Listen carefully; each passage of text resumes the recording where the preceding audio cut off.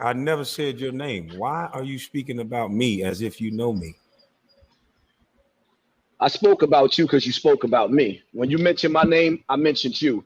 When I set up when I made the video, and I said, "Don't compare me to an NBA player." When did I mention your name? You wasn't talking about me earlier when you took the shot? Sir, you said Michael. I looked up to Michael Jordan. I was abused. You said something about me. Listen. That was sarcasm. Matter of fact, what I'm gonna do for you is that wasn't about me. Let's be honest. Listen. Hold up. Let me ask you a question. Hold up. That wasn't about me. Let's nip this in the bud. As a man, I'm gonna apologize as a man because the reality of it is you didn't do nothing to me.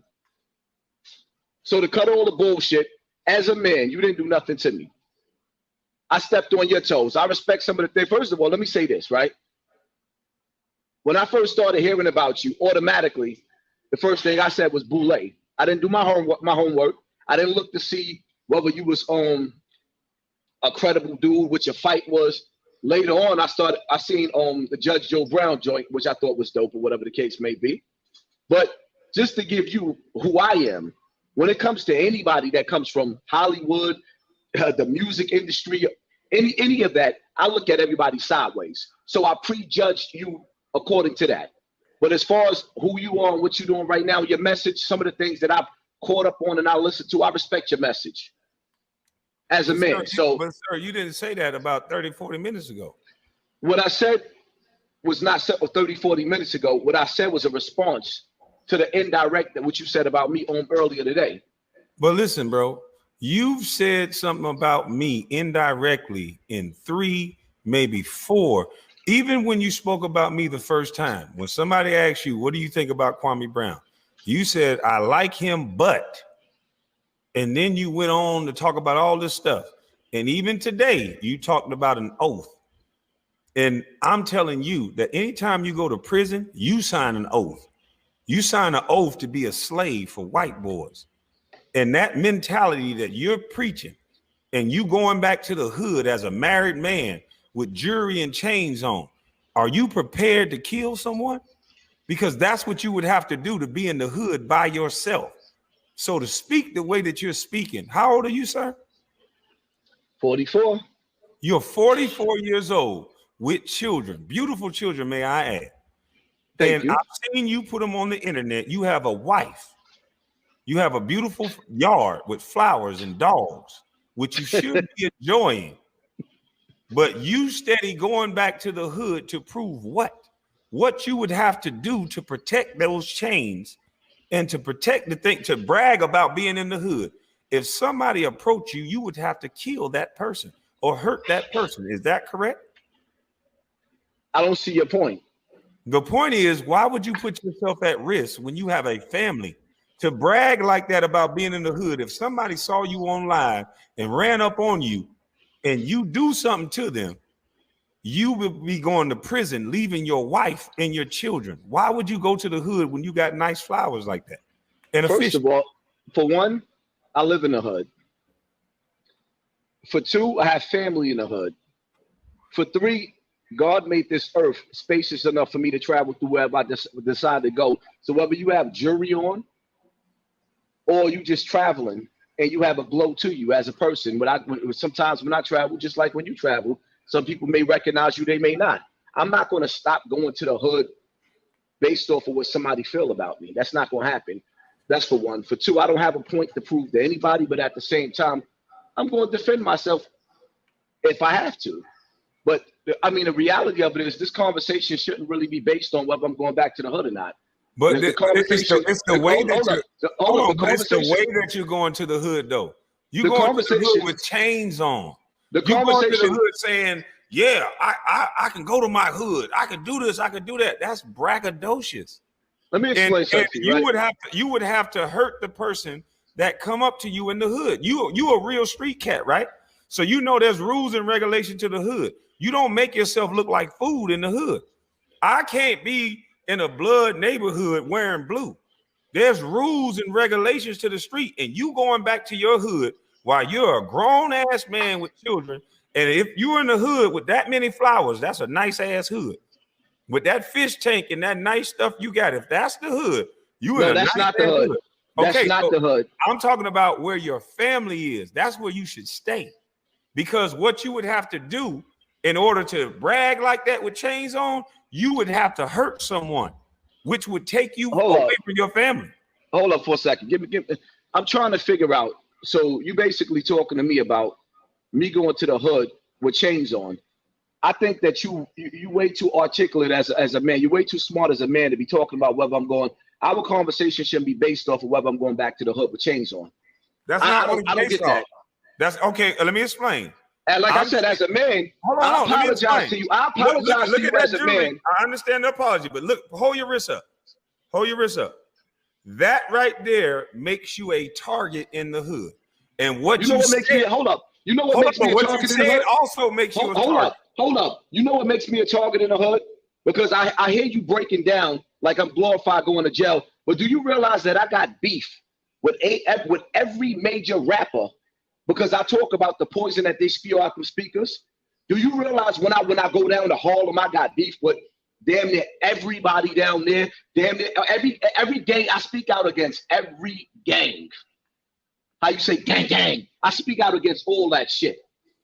All of that. Everything that's going on in the hood with all these young boys killing each other, these parents sitting up in the park drinking Hennessy while their kids are shooting up the block. I've been speaking about all that. So my whole thing is, me personally, like I said, if your message, which I respect the fact that you got in Charlemagne's ass, I respect it. I don't rock with that, man. I don't rock with nobody that take pussy. Nobody. But at the end of the day, I stirred this pot up. So as a man, I could apologize and say, you know what? I came at the brother first because I was raised. But my whole thing is like, I mean, if we're going to build, I'm not really building about whether I'm going to be in the hood with jury, because I'm going to be in the hood with jury. Okay. Well, so that's what I'm saying. Let's expound on that, though. Is it not true that if somebody run up on you by yourself with jury on, what would you have to do to that person? So if somebody ran up to me, if somebody ran up to me while I got my jury on and they tried to take my jury, it's going to be an all-out war. So why put yourself in that situation at 44 with flowers, a fish tank, kids, and a wife?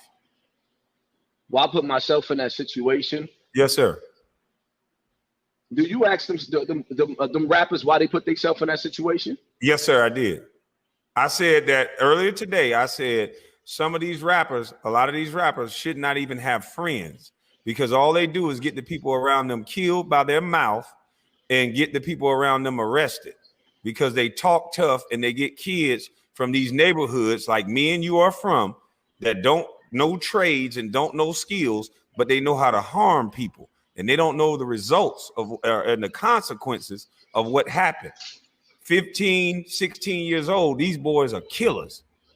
And they're doing it at the direction of bad OGs and bad pussy ass rappers. And I'm saying the things that you're saying and the glorification of going to prison, you started speaking about men in jail. Hold up. This is my opinion. Hold on. You got my message. Argue an opinion. You cannot argue an opinion. This is my opinion. And then when you took what I had to say the wrong way. Okay, it can't be the wrong way if it's an opinion. We got to get people to understand what an opinion means. This is not based in fact. This is my opinion based on what I heard you say. So let me get it out. My opinion, and I took it this way, so therefore other people can take it this way. You talked about gangsters, and you said it in a way that made it look like you was glorifying being in jail, being around other dudes that was in jail and got busy, because you said there was no names behind me. So what does that tell young youth?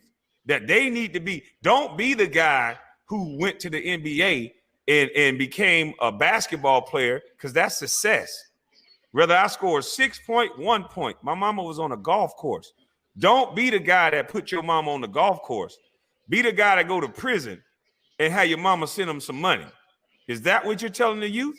Hell no, that's not what that's how you took what I said. But So that's not what I was saying. Okay, go ahead. That's absolutely not what I was saying. You got the what floor. I was saying. All right. So what I was saying, just to make it clear, right? What I was saying is when I say don't compare me, like for example, I also mentioned Styles P, right? And what Styles P was saying was how civilians are not snitches. So everybody was in my DM sending me that. And my whole thing is I've been saying this for like 4 years on YouTube. Why does it take for a rapper to say the same thing that I'm saying? Just like a lot of the things that you're that you're saying is the same thing that I'm saying. So when I'm saying don't compare me to somebody in the NBA, it's no disrespect to you. It's just basically saying that your struggle and my struggle was totally different. I'm not glorifying the prison life. I'm just saying I had to go through the hellfire. At 18 years old, you was rich. I wish that I could have sent my mother off and bought my mother a house instead. At 18 years old, I was in jail for murder, and my mother had to move out of Bronx River to Far Rockaway to get away from the crime scenes. So I'm not sitting up there saying that I'm glorifying that. I'm just saying that the path that you took, which was a good path, and the path that I took was a different path. So when people be comparing, like my options and your options was totally different. It's what I was trying to say. How can you say that? You can't come to that conclusion. There's no options. It's decision making and behavior. My behavior was different than yours, so I got different outcomes. You got to start telling kids the truth. That if you glorify street life, you get a big homie, and you look up to men and worship men that rock nigga snot box, then you can go to prison. And if you look up to basketball players, you can go to the NBA and put your mother on a goddamn golf course. So to say it in the way that you said it made it seem like you were better than someone who went to the NBA because you were in prison. But I'm just saying, and this is the thing, no one can ever be right with you because you also say on one end, there's no celebrities talking this real. There's no celebrities saying what I'm saying. And then when one say what you're saying, you get mad because you've been saying it. So which one is it? Do you want celebrities to talk like you're talking? Or do you, because that's what you want, right? You said celebrities need to stand up for the community and be real. So once they do that, you have an out. You double talking because then you can say, well, that celebrity ain't connected to us and he ain't real. He ain't been to jail and all this other bullshit because you really want the shine for everything. It's not about the shine. It's about the message. I could have not let people share my YouTube videos. And at the time I'm having the hottest week, I could have took that money from that week and left the internet, just like all the Black Lives Matter people did. I could have did that. You're in certain things about somebody that you don't even know. That's ignorance. You said I took an oath. You said MJ was elbowing me. You said all these things that you know nothing about. And all that to a black man. And you're a Muslim brother. And white folks have been using black people I'm not afraid of no white man. You know why? They can't do shit right now in America.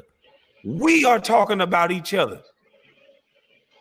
You talked about a man you don't know, and I believe it's for YouTube algorithms because it seems like you have a stick. You beef with the guy, then you apologize, but you done made the money you made, but you done connected yourself with a person. Hold on, let me stop you for a second. You've been talking about my money hold up. The entire time. Hold up. For one, I don't care about your money. Your money don't mean nothing to me. What I care about it several times. Hold up. Let me make myself clear. For one, I don't care about your money. For two, the video that I made about you, we don't have the same audience. I got the least amount of views that I got all for the whole month or for the video that I made about you. Because we don't have the same audience. That's not true. Right? It's no, we don't. People don't understand. People don't understand why you're attacking a guy. That's bullshit. People, when you learn YouTube, people don't give a damn about nothing but drama. You've been on YouTube since 2013. That's not true. In a minute. That's not true, sir. It shows. It shows the date when you got on YouTube. Look on your page. Okay. It shows the date videos. You didn't just start making videos 2 months ago. You've been on YouTube. So what's the date of my first video? Hold up. Got it. Look, you tell us. I bought my house in 2015. My first video, I'm in my bedroom talking about basketball. See, you're repeating something you heard somebody say. You tell me what year did you sign on to YouTube? Sir, everybody signs on to YouTube just so they can watch other people. We're talking about being on YouTube making videos. My first video, go look at it. I'm in my bedroom. There's like an orange background. I'm talking about basketball. It's like a little clip. I barely even knew how to work it. But if you go look at my Facebook, just like Ticket TV, shout out to Ticket TV. All the things I'm saying now, I've said on my Facebook. All right, so you got on YouTube with drama. You came straight through the door at war. This is what niggas love. That's the bottom line to it. I've been on YouTube long enough. Niggas That's is ignorant. What you did, sir. You warred with Tommy Sotomayor for no reason. I came to YouTube. I talked to dudes behind the scenes because I was in the so-called. You said I warred with Tommy Sotomayor for no reason. Hold on. Let me finish. Where the fuck did Tommy come from? Because I saw you on his. Yeah, I'll tell you. I saw you on his show arguing him, coming in doing the same thing you're doing now. And so when I came to YouTube, sir, I called dudes behind the scene and said, yo, what you're doing is lowering players' contracts. What you're doing is wrong. Talk to me like a man. That person went to Instagram and said, fuck it, we joking. So I said, okay, let the jokes begin. And then I alleged that there was a go along, get along game. And then now an economics doctor was talking about me. Every platform that Charlemagne the God is talking about me. Public record said my daddy is a murderer, but nobody talked about it until Charlemagne the God, who's connected with all the smoke podcasts, said it. The black first #1 draft pick. Now you talk about all these conspiracy theories, but you won't allow yourself to go down this rabbit hole. Hold up, what rabbit hole? This is the rabbit hole. The first #1 draft pick ever out of high school from a free lunch line. Daddy's in prison. Single mother after that my dad created. They were married. Never made it on the Black Breakfast Club, which is a mostly black watch show, until they were talking about my murderous daddy. You don't see a problem with that? I never knew that. He said it on the Breakfast Club. I don't watch them niggas. I didn't make the Breakfast Club for being the #1 draft pick, but I made it because my dad did something that I didn't know about. You don't see a problem with that? Oh, I see a big problem with that. And as far as see, let me tell you something, right?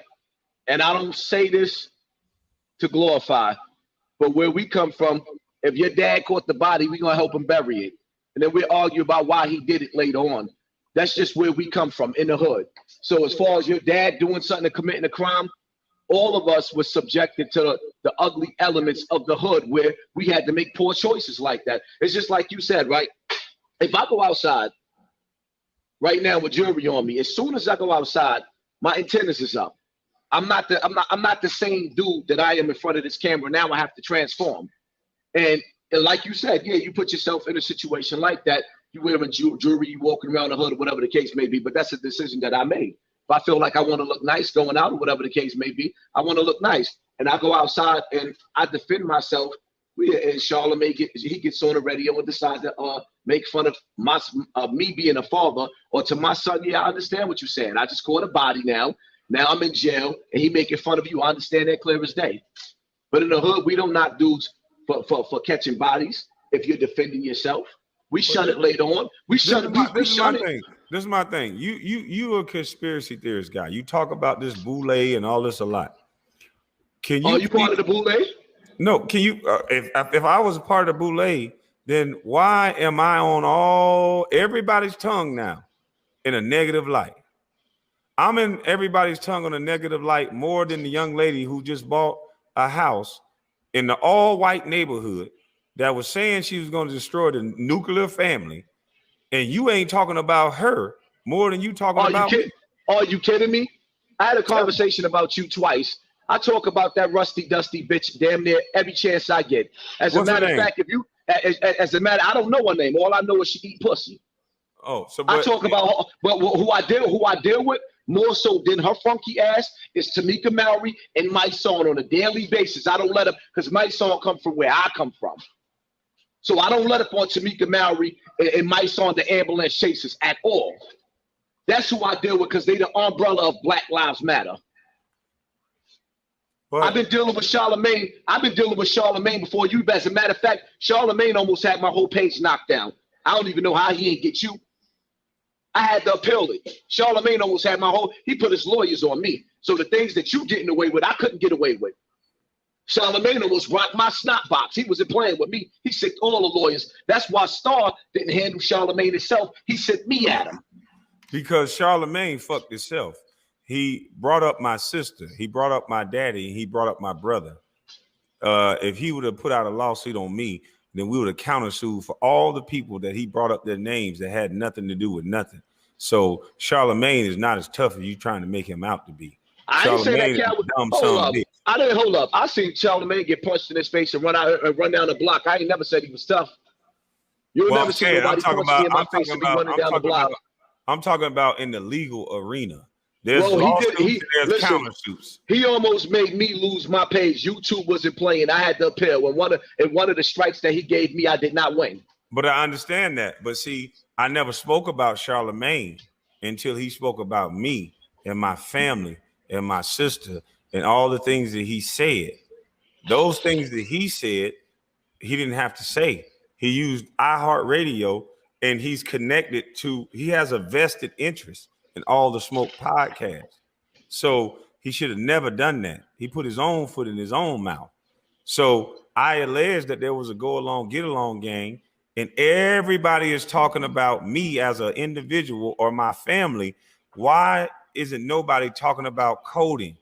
Why nobody talking about we crying and yelling and jumping in the streets? And I said, all we need is a business plan and to go down to the Chamber of Commerce and make the same people that gave $90 million to Black Lives Matter give it to those coding and youth centers. Have you ever watched any of my videos? Huh? Have you ever watched any of my videos? No, I'm talking about in the videos that you spoke about me. Outside of that. No, I just want to deal with that. In the videos that you spoke about me, I would have rather you spoke about the things that I said that could be revolutionary to the community. Coding is the wave of the future. Is it or not? That's why I apologize as a man, because I understand the apology, but I want to ask. Hold on. This is one of the questions I wanted to ask you.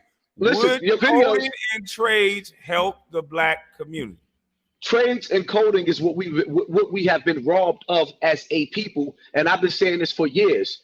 Our fathers and forefathers built America, and now if you sat up there and you told us to build a deck, we couldn't do it. If you told us to fix a flat, we can't do it. AC refrigerator, we cannot do it. So yes, they took all of the trades out of the school. I've been saying all of this, but sometimes when you speak the way we speak, and see, you caught the wave on YouTube because you had to defend yourself and you had to fight. So you brought the crowd. And on top of the fact that you are an NBA star, whether people like it or not, you are somebody that's on another level. That's why when I tell people, I'm not saying that I'm on a higher level than you. I'm saying that if you could even mention my name in the lights of somebody like Kwame Brown, then it's like, yo, you know what I mean? You on another level. You're an NBA star. I'm a nigga from a hood that's basically trying to make, I'm a busty bus. I'm just saying the methodology is different. You have 300 and something thousand subscribers. If you cared about your message, you would allow people. You know what I did? I just did something different. I care so much about my message and what I'm saying, and I believe in it so much. I never cared about the money. You talking about people sending me super chats. Do you know how many people are eating off my videos? Do you know how many children and families, and you know how many YouTubers that I shout out and bring up? You could do the same thing with your platform. I'm not doing the same thing. I don't know. What you saying? That's what. No, I'm not saying that. I said you could be. So I don't know. I am. Yeah, I am. I'm definitely doing. As a matter of fact, I don't know. But what I'm saying when you hear me shouting out and playing all the music, I'm not a rapper. I understand, but that's one genre. That's one area. And people that have clothing, have clothing on my Instagram, my YouTube. Listen. Why don't you allow people to use your videos? Because some of the stuff you say is right. I tell people. I can honestly say some of the stuff you say is right. Hold up. Why don't you let them use it? I told Bullet Scotty today, right? Told him today.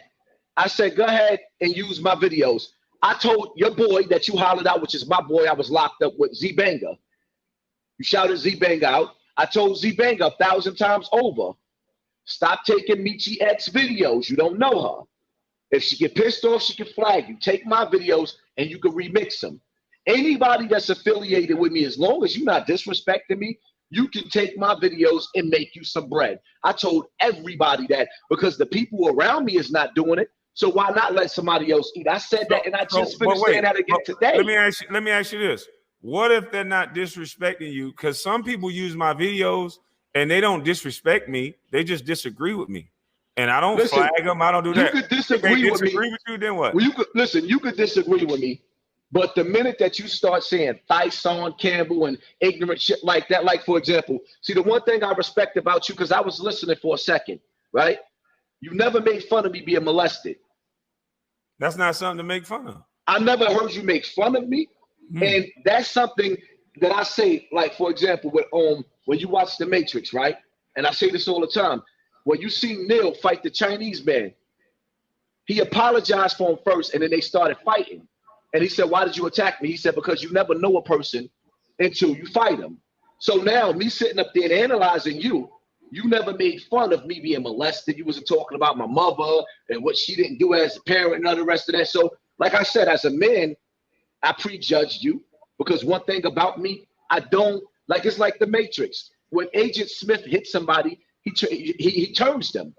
And when I look at the industry, all I see is how certain groups like the Black Panthers and other groups was infiltrated. I don't trust the industry. So I put that label on you automatically. It's like basically somebody stealing your wallet or being molested. Once you've been molested, you don't trust nobody around your kids. They gotta earn that trust.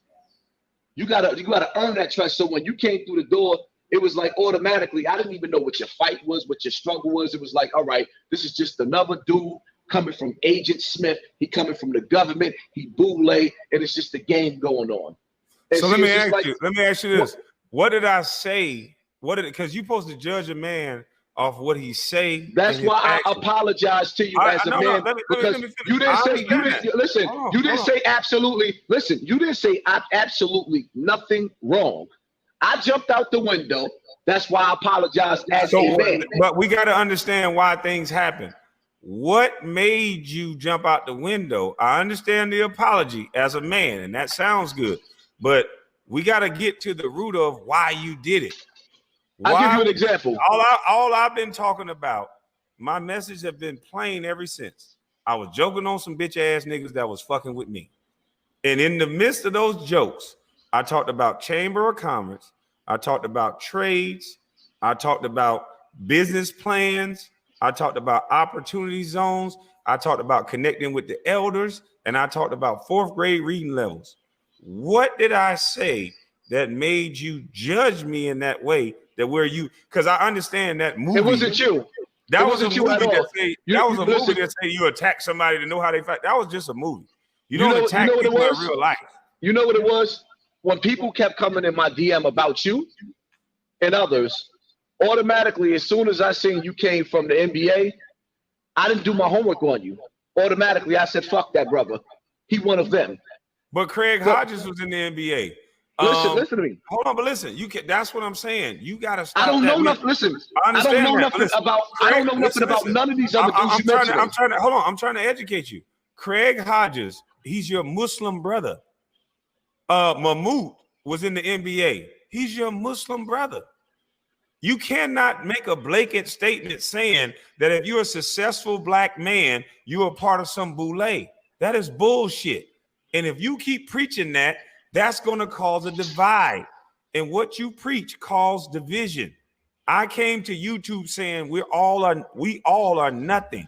That's what the Bible tells us. I don't say I'm a celebrity. There's not celebrity air. There's not a celebrity casket. There's not celebrity embalming fluid. Me and you breathe the same air. Whether you went to prison and breathed air, all of y'all are breathing the same shit. So telling me I'm something that I don't believe is not going to make me think I'm wrong just because I had a job. And there's too many titles and labels you guys put on people in order to stop the conversation. That's not educated. We got people now, their only argument is to connect them with a person that they don't like. Oh, he's connected to Candace Owens. Oh, he connected to this. He connected to that. Let me ask you a question. Hold on. I said no. I like the way Candace Owens speak. I like the way Ben Shapiro speak. You know why? He don't attack anybody. He'll attack the subject matter. That's it. We've gotten so lost as a black people that majority of us, not all, that all we do is attack a person based on who they're affiliated with, and we attack the man or the woman. We don't attack what they're saying. I'm saying kids need skills. We need coding. Why am I being attacked? You are absolutely right. And as long as you stick on your message and your message is positive, you ain't got to worry about me attacking you no more. But what I will say is, in my defense, right, we can't sit up there and act like the industry hasn't been used as a weapon against the urban areas. We just like, for example, right, I just watched the video with Juvenile, a rapper. Mm-hmm. He switched up his lyrics. I'm gonna get to that. You're right. Back that ass up to back that back up. So now he's encouraging our people in the ghetto to take a vaccine that the FDA did not approve. Meanwhile, the military is about to start going through urban areas, the one that they promote in this vaccine to the most, and use the military to knock on our doors so we can take this vaccine. But they using Juvenile, somebody that's been to jail, that's from the hood, like Louisiana, the hood of all hoods. So this dude is in the industry now, and he is a nuclear bomb to us. He's a straight up, if the government didn't approve of this vaccine, why would a rapper approve of it? Who paid them? So this is why I prejudge people that comes from the industry, any part of or any aspect of the industry, because the reality of it is just like I said with the video with me talking about Jim Jones, right? Jim Jones came out repping the Bloods. He was the poster boy. It spread it like cancer. Now all through New York City, it's a bloodbath. None of these 40 and 50-year-old men is saying, yo, you know what? This is going too far. Let's use our voices to stop it. Now, what you're seeing is the imagery of 40 and 50-year-old dudes that don't look no different from a 15-year-old throwing up gang signs while they killing each other in the street. So when you start to see the reward that NWA was rewarded, all of them who came from NWA is damn near a billionaire off of the death culture that they gave to our neighborhoods. Jay-Z was the first billboard. He was like the Scarface of selling drugs. Look at the reward that they get. And then after you achieve paradise on this earth, you send your children to the best schools, give them the best life, while y'all sell poison, sell penitentiary to our children. So this is where I prejudged you the wrong way. I didn't even listen to your message automatically, like I just prejudged you. That's why I apologize, because I'm a man. And when you're wrong as a man is going to apologize as a man, because men make mistakes. But see, also a man does his research before he speaks. A man doesn't feel, a man doesn't think, a man knows. So you should have known before you spoke about a man. It's always interesting when I hear men do stuff that I don't think is manly, and then they think just because they apologize, that's manly. That's not manly. I think before I speak, and then I get an understanding before I say anything. That's why when I watch video after video of you talking about me, I had to wait and understand, why is this guy talking about me? I had to It's think only about. been 2 videos. Hold on. I had to Hasn't think been about. a lot of videos. Hold on, I didn't interrupt you. I had to think about what I said to this brother. I had to think about, was I malicious or did I do anything wrong? And all the check boxes said no. So my thing is this. It's interesting every time I hear a hood dude talk about industry and make it seem like success means you sold out, when we glorify the dudes in the hood that got bodies. You glorify the tank head brother. And I don't want to speak on a brother I don't know. Oh, no. Hold on. I'm only speaking about what you said, sir. You said this out your mouth. So the names that you said, I don't want to speak on all the names because I don't know. So this is for educational purposes. But apparently all these brothers were in prison with you. And so if I had to go off of the numbers of who you probably shot at, stabbed, or hurt, they probably look like me. And so we glorify that and make that seem like that's better. And Now hold on. You make it seem like that's a representation of what's black. A guy who harms black people, a guy who sells drugs to black people. And then you'll talk down on somebody who get a fucking job. And just because they got a job that got zeros behind it, somehow they're worse for the community than people who kill and take away motherfucking sons from their mother. You're gonna make that seem like it's better than going to get a job? You starting to sound like Tommy Sotomayor, like a master manipulator. I'm asking you a question. What up? Listen. Hold on. All right, so let me answer you. No, wait. Let me answer you. No, without comparing me to another man, I'm going off of the things that you say out of your mouth. I can play the video of your words. Don't say I sound like somebody. Your words was I was in jail with such and such. I was in here with such and such. They'll run up on you and ask for a belt. Nigga, we was the school, a hard knock. Ain't no names behind him. You made that sound, hold on. You made that sound better.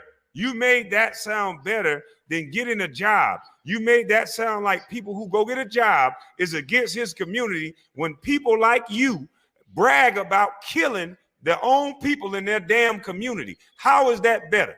Hold up. For one, I can play the video that you said. Hold up. For one, you regurgitating my words the wrong way. No, those were your exact words. For two, hold on. Let me finish. Ahead, but you can play the video. If you're saying, I'm saying you're not telling the truth. If you're gonna misrepresent me by saying, you can't say that I'm telling. You can't say that I'm not telling the truth. Hold up. You can't say that I'm not telling the truth because you ain't give me a chance to speak. No, you spoke already. What I'm saying is, no, absolutely, I did not. You're speaking, and you ain't giving me a chance to speak. And instead of you could play the video, and I could still break down because you can't comprehend what I was saying. So what you're doing is, hold up. No, what you're doing is, you're trying to give your own interpretation, your own commentary of what I'm saying from your own perspective instead of letting me give you what I was saying from mine. I'm trying to play what you actually said. Listen. Even still, listen. Hold up. Bottom line to this, I don't see, because it's starting to feel like a dog chasing his tail because we talking about the same thing. I just want to play. But you're still cutting me off. If I sat up there, right, and I apologize to you as a man, why are we going backwards? Sir. Hold up. That's for one. For two, if you're going to play my message, I got 4 years worth of messages. Don't sit up there and play a message. Hold up. Let me finish. Because you're doing the Tommy Sotomayor right now with the cutting off. You an articulate man. You ain't got to chop my words or stop me from talking because people can understand me clearly what I'm saying. What I'm saying to you is bottom line to it is, my message in my video was don't compare me to somebody that didn't have the same life that I had. The bottom line to it is you cannot compare Hassan Campbell or Kwame Brown to those kids in Afghanistan. Our pain is not the same. I don't care what you say. Some of those kids have seen 3 or 4 generations of their family die in one day. We can't compare to them. So when I was talking about you, I said you can't compare to what I've been through. And I know it. I can see it clear as day. And it's no disrespect. And I can't compare to you the things that you did for your mother. Can we play what you actually said? Hold up. You stopping. You too eager to stop what I had to say. You can play whatever I'm you being want. quiet. Listen, I'm just want to interject. but you're cutting me off. I never cut you off. You're cutting me off. What I'm saying, at the end, when listen, are you gonna? Listen, don't filibuster. So you what eager? I'm going to say to you is at the end but of you eager to cut me off though. I want to play your actual words. I'm not Go going to ahead, but let me finish. Listen, let me finish saying what I gotta say. Then you can play it. I can hear what I had to say. I stand by everything that I had to say. So when I say what I have to say and you play what I have to say, I'm not going to backstep or backtrack on what I had to say, because the reality of it is, personally, I don't really even see the point of going backwards once a man apologizes. I really don't. But it's listen, a difference of opinion, though. Listen, it's fine. We just disagree. Listen, at the end of the day, it's cool to disagree because there's no. Actually, we don't disagree. Can we let the people hear what you actually said out of your mouth? Go ahead. It's not me cutting you Go off. ahead. Let them hear what I have to say. It's funny how people frame things after they say something that. Play it. Cut the talk and play it. Yeah, this is what you said, sir. Go ahead and play it.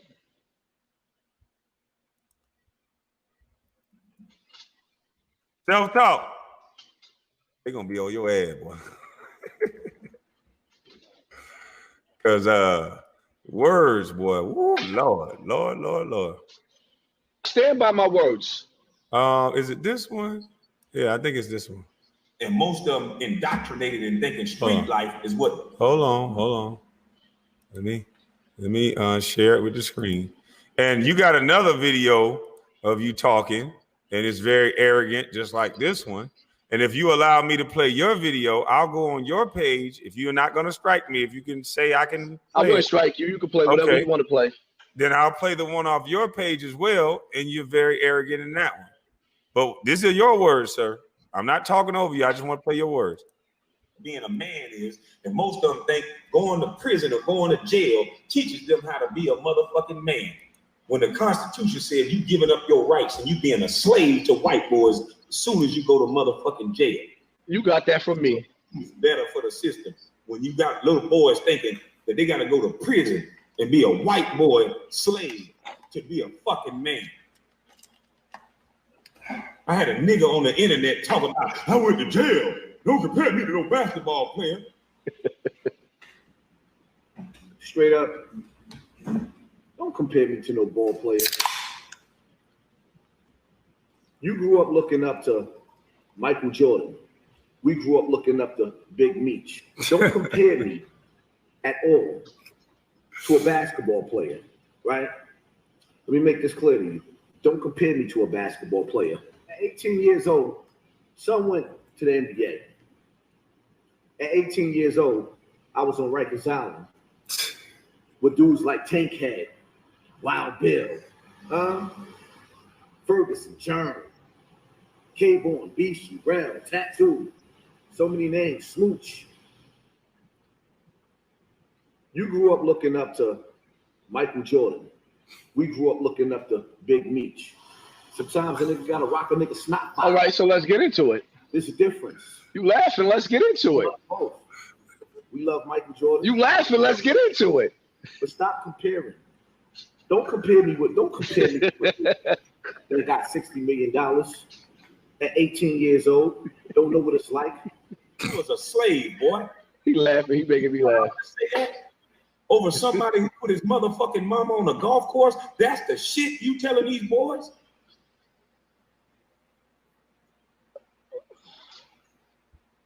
Okay, so we heard you. Let's go. What's good? You ever met me face to face in person? The fuck are you talking about? You don't know shit about me. That's what's wrong with you men. Talk so effeminate. You don't hear me calling out men names. What the fuck are you talking about? Motherfucker, I don't meet. And I know you can't fuck with me. Because if you could, you wouldn't talk like that, boy. Then let me calm down before I snap. I go crazy. And maybe act like my daddy.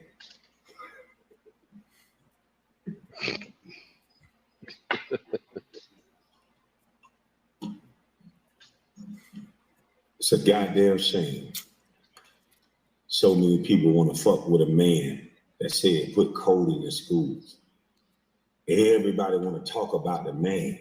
Nobody want to talk about coding. Nobody want to talk about the trades and the effects of what it would have on the community. Nobody want to talk about that. They want to talk about the jokes I make. They want to try to diagnose my mental health.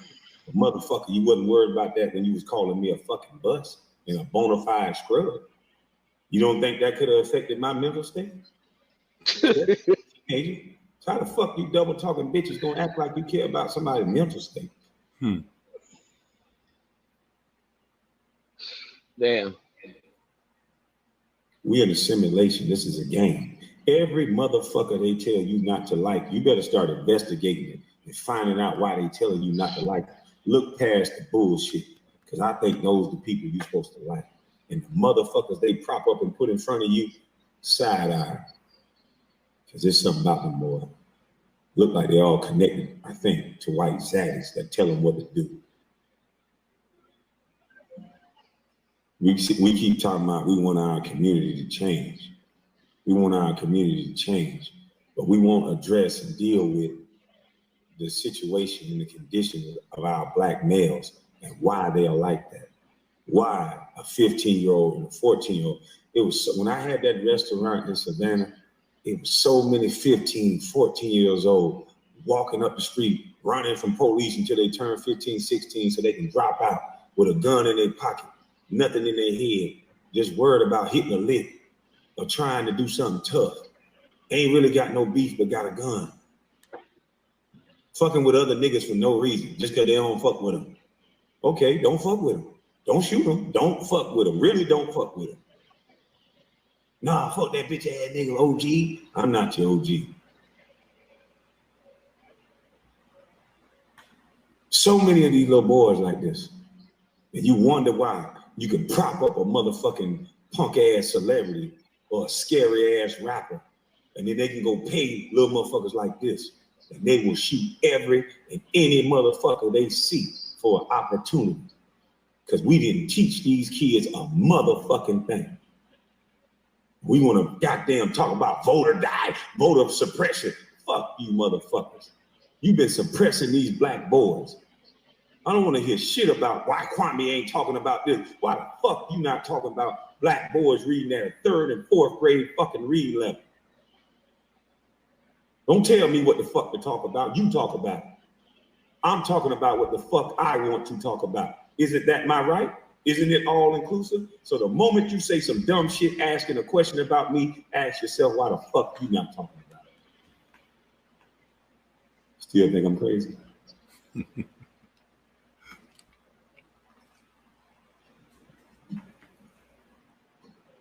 Why won't we address, instead of always dissecting what somebody else saying and attacking the person?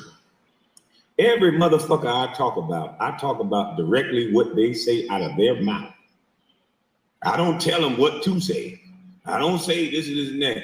Jack was a stupid son bitch that said, we with Maria. We gonna ride for Maria. Goddamn show. We are our people first. Get him self-talk. With you. What the fuck you thought? Because you know we ride with Maria. We're gonna ride with our people first. That's just how it goes. Because you know we ride with Maria. We're gonna ride with our people first. That's just how it goes. 20 minutes later.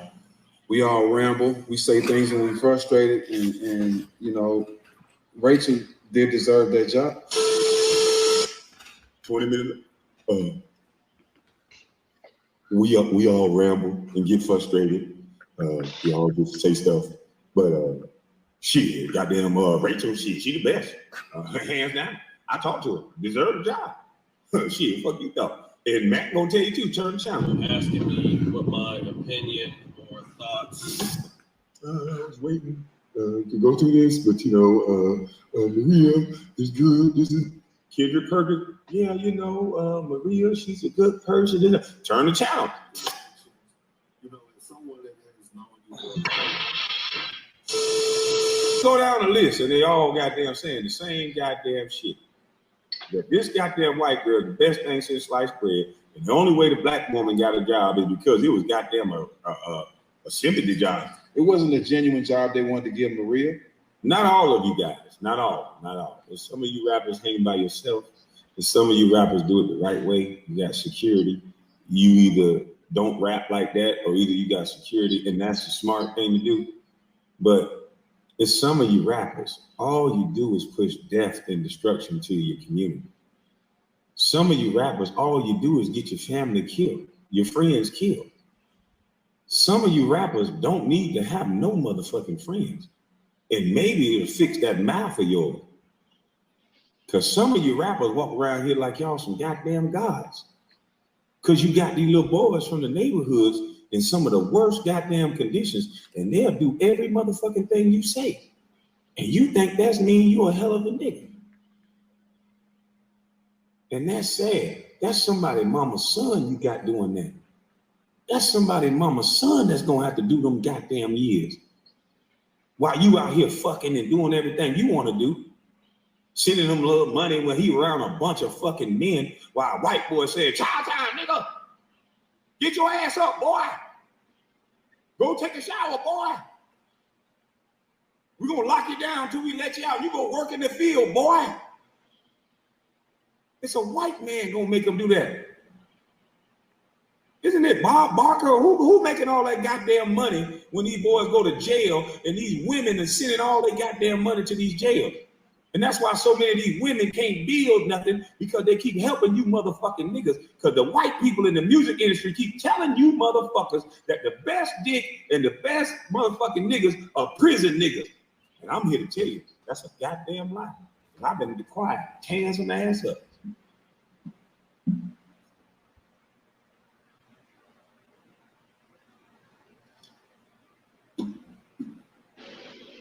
That's a goddamn lie.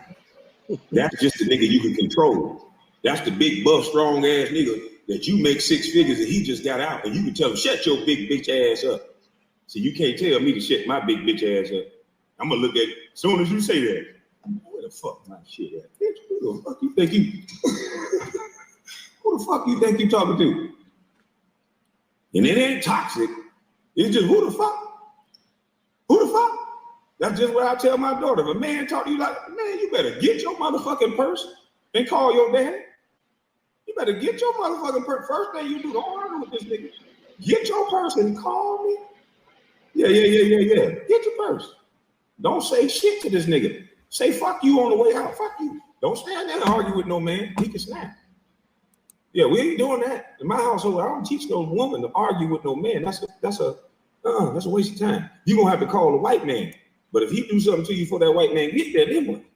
You leave and call me. Yeah. We know how to handle that. Yeah. We will handle that. Shit, I stay in shape for situations like this. Yeah, I jump up and down in situations like this. Shoulder roll on situations like this. Yeah. Might have to. Hold up. Now, hold up. We got you. Because I don't want to play no more of my shit. We got you. And then I think we should open up the chat and let people question you and ask you, why would you be talking like you talk? Look at you. You look like you just disgusted with me. Look at this shit. Let me talk to you for a minute, Kwame Brown. Like, look at this. Everybody sent me a little video. Little Let me video. say this respectfully, right? I'm gonna be as respectful as I can be. First and foremost, when I say don't compare me to an NBA player, or none of you celebrities, like you, for example, I'm not glorifying. Don't play military mind games with the people. I'm not glorifying prison by any means. When I say at 18 years old, I went to the penitentiary, and at 18 years old, you went to the NBA, It's not because I'm glorifying. It's because there was a long path that led to my downfall going to the penitentiary. There's a story in between of pain, is what I was trying to say. And see, that's the thing that's lacking, that's missing in your story. My story is filled with pain from childhood. Your story and your pain consists of Michael Jordan elbowing you in the face or smacking you in the back of the neck, telling you to do 100 miles. My pain consists of not having a father, sitting outside on welfare cheese lines, going to the store with food stamps, dealing with the evil stepdaddy. Your pains, well, you got $40 to $60 million for your pain. You took the oath for your pain. Yes. The same matrix, the same industry that you speaking out against, you took an oath to. For me, I'm going to just keep it all the way funky for you, homeboy. To me, you was real as Santa Claus. Respectfully. Because to me, you ain't no different from Colin Kaepernick. He picked the weakness in the black community, took a knee, and ran away with the bag. For the last 2 years, respectfully, Kwame Brown, New York, Black America, all across America, has been in turmoil, protesting, rioting, gun violence. Everything's been going insane. You've been on YouTube since 2013. Nobody heard you taking on the problems of the black community. And in them streets, nobody's seen you anywhere in the hood trying to diffuse the violence or anything going on. To me, you have a smell of Colin Kaepernick. We done seen too many grave chasers, too many ambulance chasers in the hood where people feel like, okay, we're gonna play on the pain of black people. So your story to me is like Santa Claus. Your introduction back into poverty, which is us, because you're not soliciting the rich. Your podcast is not based off of you dealing with the elite, the 1% that you are, that where you come from. Nah, that's not where you rocking with. What you're doing is you come along with your come along, go along, get along game, right? You still stole my whole style, my swag, my words, my topics. I'm listening to you. Okay, cool. Because I do respect some of your message. I respect it. But I'm sitting back and I'm watching. You come along at a time where the industry is sprinkling you industry dudes, you rappers, you Hollywood, the music industry. It's just coincidental now. Within the last 2 years, the power of the black voice on YouTube that come from regular YouTubers, like let's say for example, Spiritual Zoe. Shout out to the brother Spiritual Zoe. Been up here teaching these young boys and breaking down what he's been breaking down. You got dudes like me, for example, but let me put me to the side. Even Young Pharaoh. I don't rock with Young Pharaoh like that, but Young Pharaoh been up here teaching his lessons. You have been nowhere. It's been the small people who started from poverty and pain out here waking up these young boys or teaching lessons on social media. And then to combat us, first they try to take away our check marks so we wouldn't look like celebrities. But some of us got so strong on these platforms that they couldn't do it. So now what they do is to dumb down our numbers, they come sprinkle you celebrities.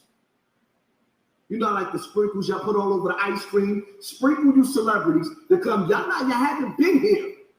We've been going through hell. Y'all been nowhere to be found. And now all of a sudden, you coming to identify and act like you one of us and you can identify with one of our pains that we've been through in the hood. Because the coach made you run extra laps. They made you sit on the bench. They made fun of you. Charlamagne talked about your daddy. Is your claim to fame in YouTube? And I'm supposed to fall for this? See, I don't really care about the people saying, oh, you're jealous. Jealous of who? An NBA player who made $60 million? Who bought his mother a house? I wasn't fortunate enough to be able to buy my mother a house. I was trying to rob Peter to pay Paul to pay child support. I wasn't fortunate enough to have the lifestyle where somebody pushed me through high school because I couldn't really go to high school like that. You know why? Because on the pack. Now, although the brother apologized, he's making a lot of claims that he don't know nothing about. I'm a part of this. I'm a part of that. They pushed me through high school. Motherfucker, do you know what it took for me to get through high school?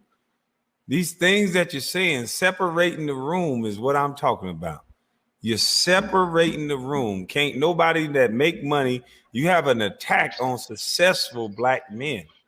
If you're successful and you're black, you hate them. I have an attack on industry niggas.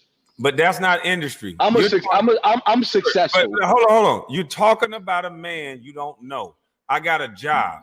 Just like there's a job being a neurophysicist and all this other shit. The NBA is called the business of basketball. You may not know that, but it ain't a motherfucking game. That's why none of them can't say the shit that I'm saying. So to label everybody, what if we label everybody in different genres, something like you're doing me, sir? You said I wasn't this and I ain't. You're trying to separate the room based on success, saying I'm not part of something when I was in the same motherfucking free lunch line with you. I had the paperback food stamps with you. I had to go get I know what the ones look like.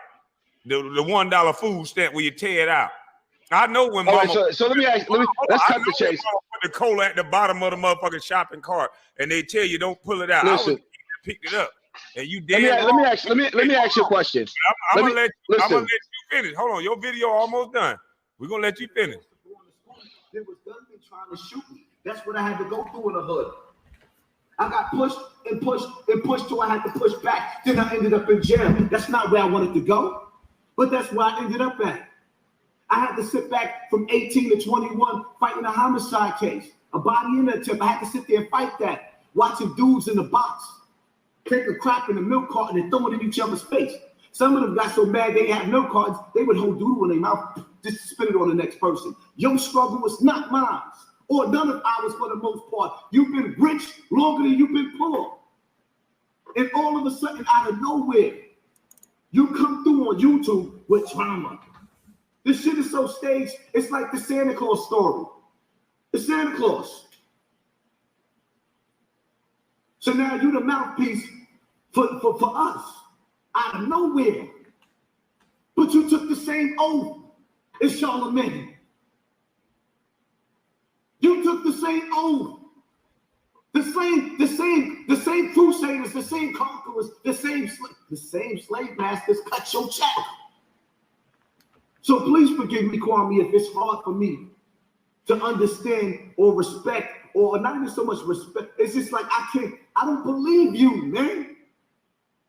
To me, you dudes is no different than the dudes that infiltrated the Black Panther Party. It's always somebody there to infiltrate everything that we do. They come and take it. Now, YouTube is Black YouTube. It's starting to get too strong. Our voices are being valued. So what do? They put us against us, but they use celebrity star power. Everybody wants a platform now. From Fat Joe to Jim Jones to like everybody is getting a platform. Everybody wants to talk. Where was y'all at when the people needed y'all to reach out and communicate with these stars? Y'all rich. Let me ask you a question, Kwame. You said 60 acres of land? How many families you got living on them 60 acres? Because charity begins at home. So how many family members do you have that have a house on your 60 acres? Right. I'll wait. Matter of fact, I don't even care. Because like I said, for the last 2 years, I'm not even talking about decades. The last 2 years, Black America been in turmoil. And out of nowhere, for the last 2 months, you just pop up here like you just all about the people.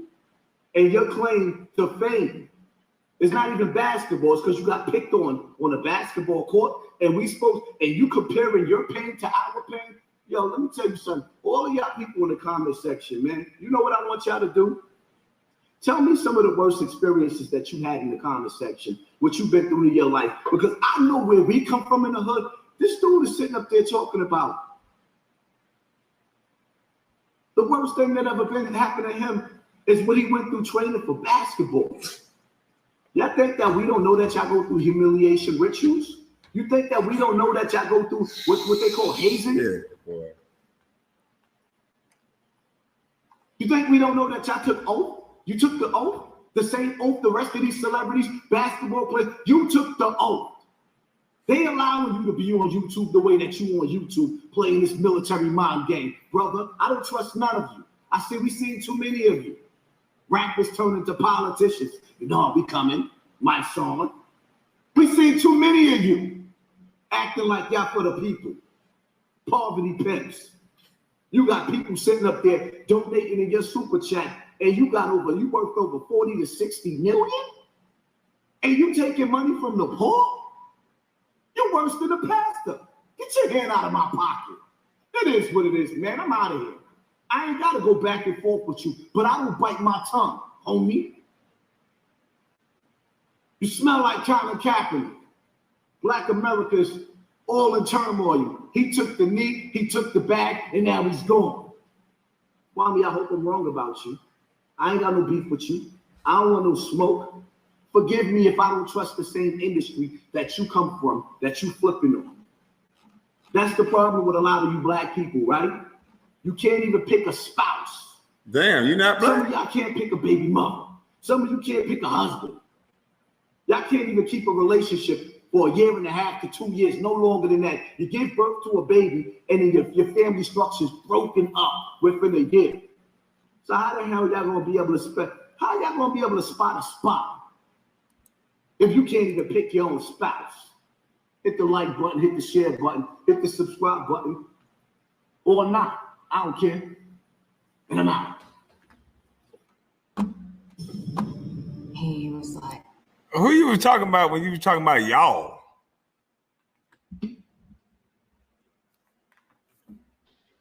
Let me say this real quick, right? I'm not even gonna play the game of going back and forth.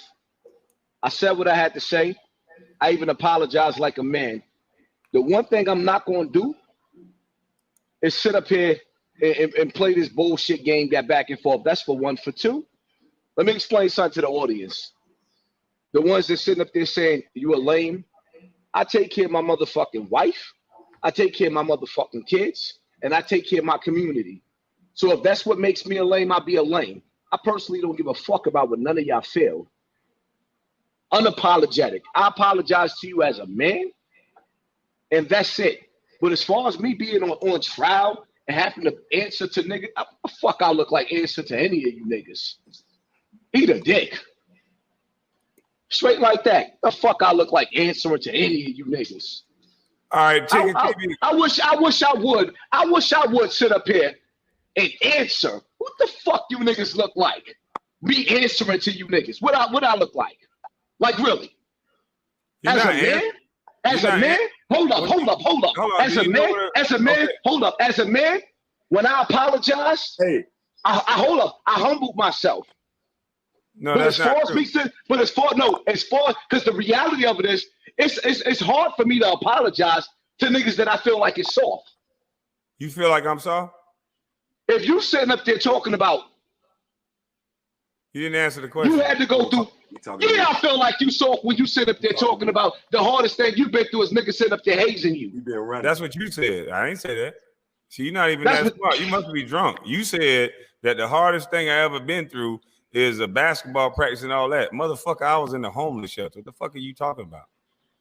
That shit is over with. Nigga, you've been rich What you longer talking than about? you've been poor.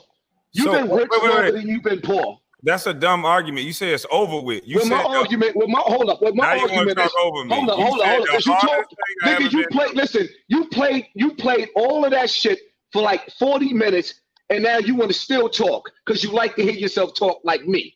And But I you was recognize some talking, of me though. and you. It was your video. So let me talk now. Listen, You I was don't want to hear. talking, Listen, motherfucker. but It was your listen, I don't video. want to hear me talk though. You got me listening to. I don't want to hear me talk. Bottom line to it is, at the end of the day, I'm not here. These are your leaders. I'm not here Right? Hey, No, I'm hey. not. No, hold on. Hey, Listen, yo, let me explain. hey, Hold hey, up. can I say something? Hey, can I say something? 'Cause I've been Hold up. I was about to say something. No, you've been talking for a minute, but Hold on, let Hold up. brother, hey, son, First of all, hold let up. the First brother of man all, say something. first Let of this all, brother man say something. hold up. First of all, for one, I wasn't talking for a you know minute. I've been looking For at you. two, I don't even know who the fuck you is. I know. So let him I know say you gonna something. Go say ahead. something. Hey, go ahead, brother. Hold up. Hey, yo, Come to the hey, mic. I can't hear Listen. you. Hold up. Hassan, hold on, son. Calm down. Hold up. Son, calm down. Hey, go ahead, brother. How everybody doing? Peace to everybody in the chat. Peace to Oh, so everybody he on the muted my platform. mic. No, you still on, but hold up. I don't even know this nigga. You got Okay, me listening to. Hold up. How you want? Hold up. Bro, you drunk. We know you don't know him. Just let the brother speak. Just let him speak. Calm down. All right. Go ahead, bro. A lot of these online woke community people act like they don't know me, but they know me. Yeah. I call them black fanatic agents. That's exactly the name I got for him as well. They know Wild Indian. I'm the one who educate all the people about staying in their community and not turning into a black identity extremist, but knowing that you are Indian, you American Indian, you've been here. Most of y'all been here, and that's what I am. And when you said you was a Geechee, I caught on to it. I caught on to it, brother. I ain't no more. I ain't no Hebrew Israelite. I'm American Indian. I have nothing against nobody. Damn right. But we got a woke community, right? And we got these guys that pop up out of New York. And New York is the main place when I do my history of where these jackasses like to do they get along, go along shit. And they pop up out these New York and they all get this YouTube like Sinetta and these people like that. They get them started. They think he called me and I didn't answer the phone because he let a guy call my mom a B word on the show and he didn't stop, but he with the black conscious community. They duck me. If you come to my station, I'm growing, and they ducking me because I deal with community trust. I know what's our problem. I know how we locked in, and identity ain't one of them. It's being us, and all this black fanatic shit. This caring about everybody that got the same color. We went to Egypt and we crossed the 7 seas. Shit, that shit is imaginary, and you don't love your land. You fell off who you is. You turned into a black fanatic. And conspiracy theorists, black fanatics like this guy up here, that's telling you that everybody in the industry taking a blood oath and drinking blood and sacrificing goats and shit. Fanatics like this brother right here, keeping you scared, keeping you always worried about the white man. Like first of all, it was people here passing for white, still going as white today. You don't know what they is. You don't know who people are because they haven't done their genealogy or produced that to you. Now, I'm from the hood in Chicago, and I know everybody. And I'm getting bigger, and they hate that because I'm speaking on this black fanatic, black African. We was all slaves. We had white slaves. We had black ones. We were killing Moors. We was killing all that shit. We had slaves on these platforms. They was whites. They ain't just did everything. They in the same predicament we in, and we all in it as Americans. At this point, you have to wake up. You have to stop letting motherfuckers like this and that pan-African shit. Because you love Africa more than America. You is not black. You not black. You're not a Moor. You're not Hebrew. You American, whether you like it or not. And him right here, oh, the oath, the Illuminati, the mystic that, and mystic, your imagination going places that you don't need it to go. You been here. You farm these lands. You ate from these lands. You ain't come on no 5-month trip drinking no salt water, eating no biscuits on the bottom of no boat with no white man in charge. You ain't black. You in this predicament because you won't take accountability, brother.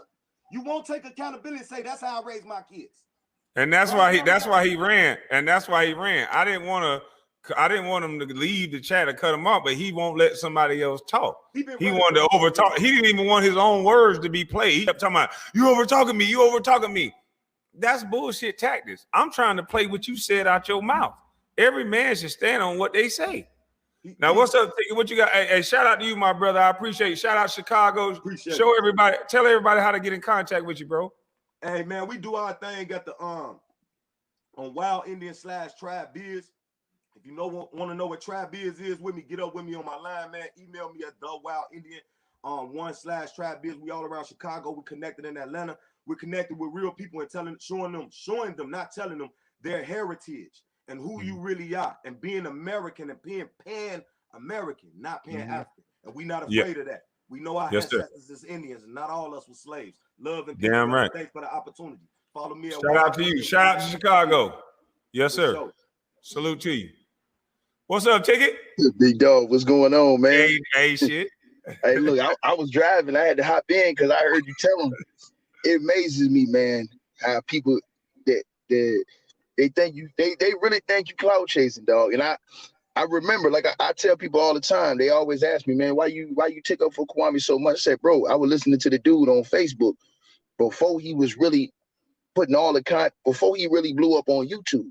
They don't really understand why you blew up. You understand what I'm saying? But you had the same message then that you had now. You know what I'm saying? Can you tell Hassan Campbell that? Hold on, let me bring him back in. Can you listen to Hassan and he can tell you about my Facebook, sir? Tell him. No, I was a witness. I was a witness. You know what I'm saying? Sometimes people do think that. You know what I'm saying? We both play basketball. You play on a different level than I do. I play overseas. You play in the league. But sometimes people think, you know what I'm saying, that we came up a different way. Sometimes we all came up the same way, but we just had a different, at a crossroad, we had a different path. Like it was dudes I grew up with. You know how it go, Kwame? Yep. You gonna go one way. You can go play ball, you can go get the scholarship. You one mistake away. You going to the streets. Away. Right. Yep. Which one you gonna pick? And I knew some dudes that tried to do both and ended up dead in the game. You know what I'm saying? That was trying to play ball and do the street life. And one of my homies, he got smoked like that. But I just came on because I wanted to tell the brother Hassan that I was a witness that you was talking the same talk back on Facebook, but way before you blew up on YouTube. And the thing is dudes was fucking with the homie, dog. The same way dudes make videos about you, Hassan, dudes was making videos fucking with this brother, man. And he came back at him. And this been going on for 20 years. You know what I'm saying? Just relentless, just attacks on this dude. And he said nothing.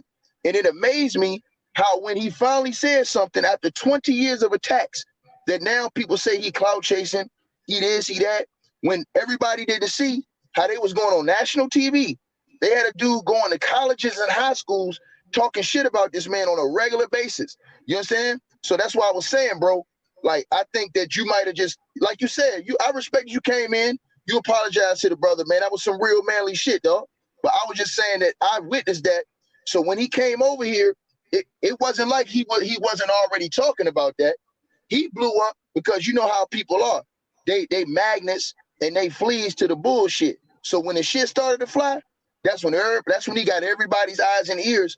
But he's been talking the same thing he's talking now back then. And I was a witness to that. That's why I was playing his videos on my channel back then when he was putting them on Facebook.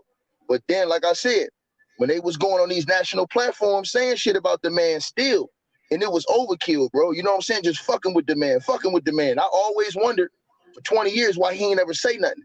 But like I said, he don't say something for 2 months now, and now everybody mad that he attacking, he hitting back at these dudes that was attacking him. So, you know, like I said though, bro. I'm gonna unmute his mic real quick. All right. Hold on, son. Unmute yourself. There you go. Yeah, I'm here. Go ahead. I mean, my whole thing is like this, right? Once a man apologizes, grown men move on.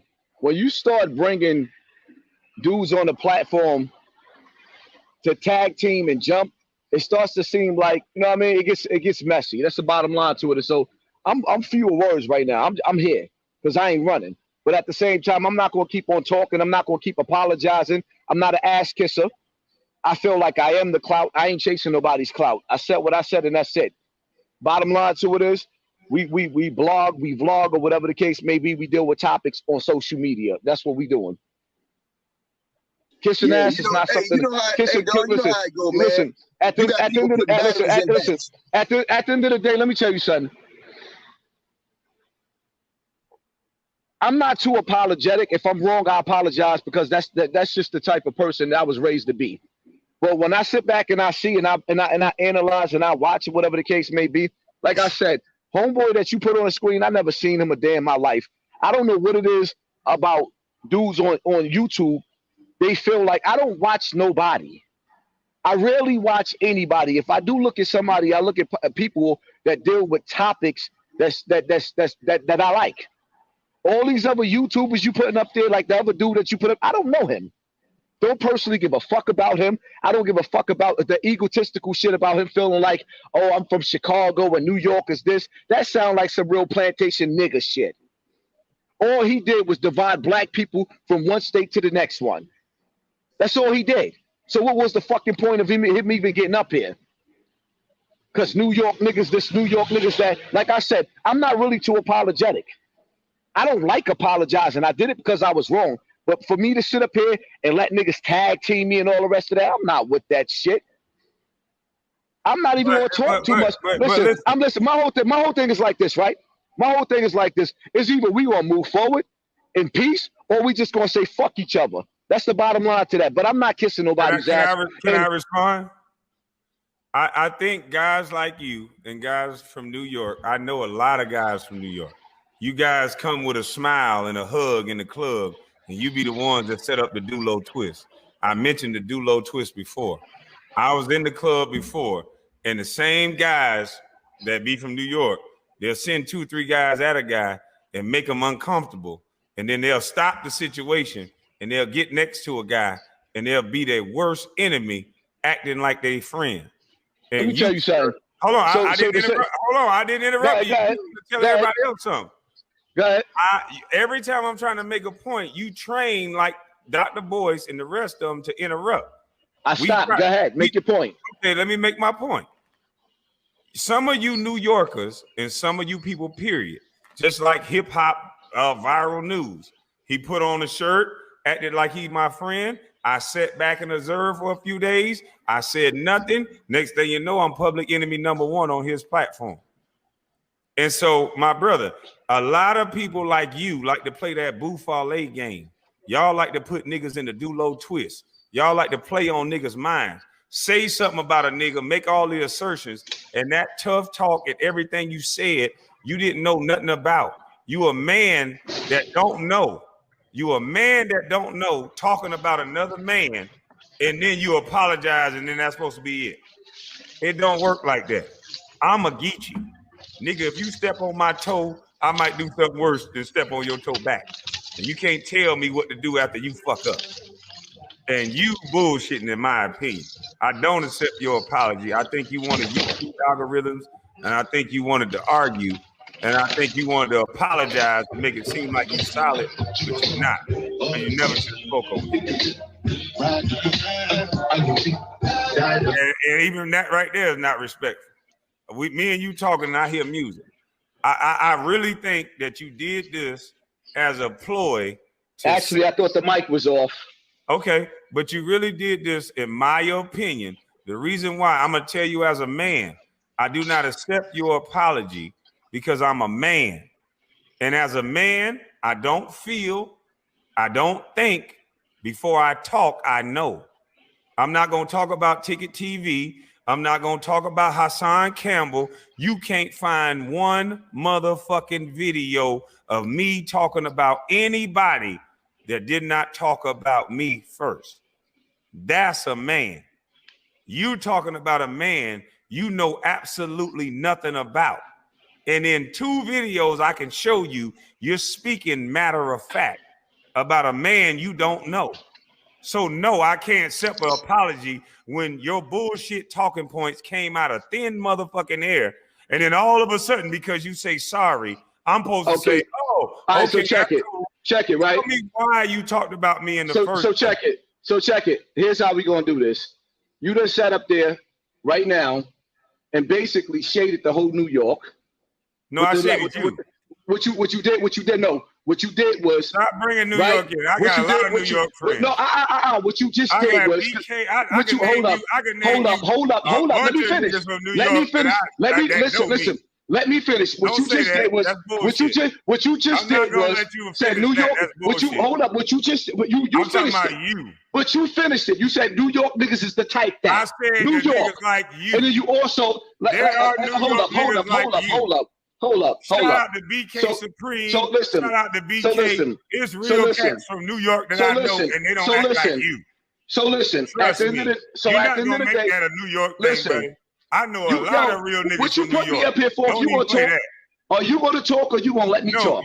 I'm gonna let you talk, but you're not. Because you've been talking, sir. You're not going to try to put a whole state on a I'm man. not trying. Listen, I'm not trying. Listen, I can go call New York heard you. New York I can go heard call you. New York niggas to my house right now.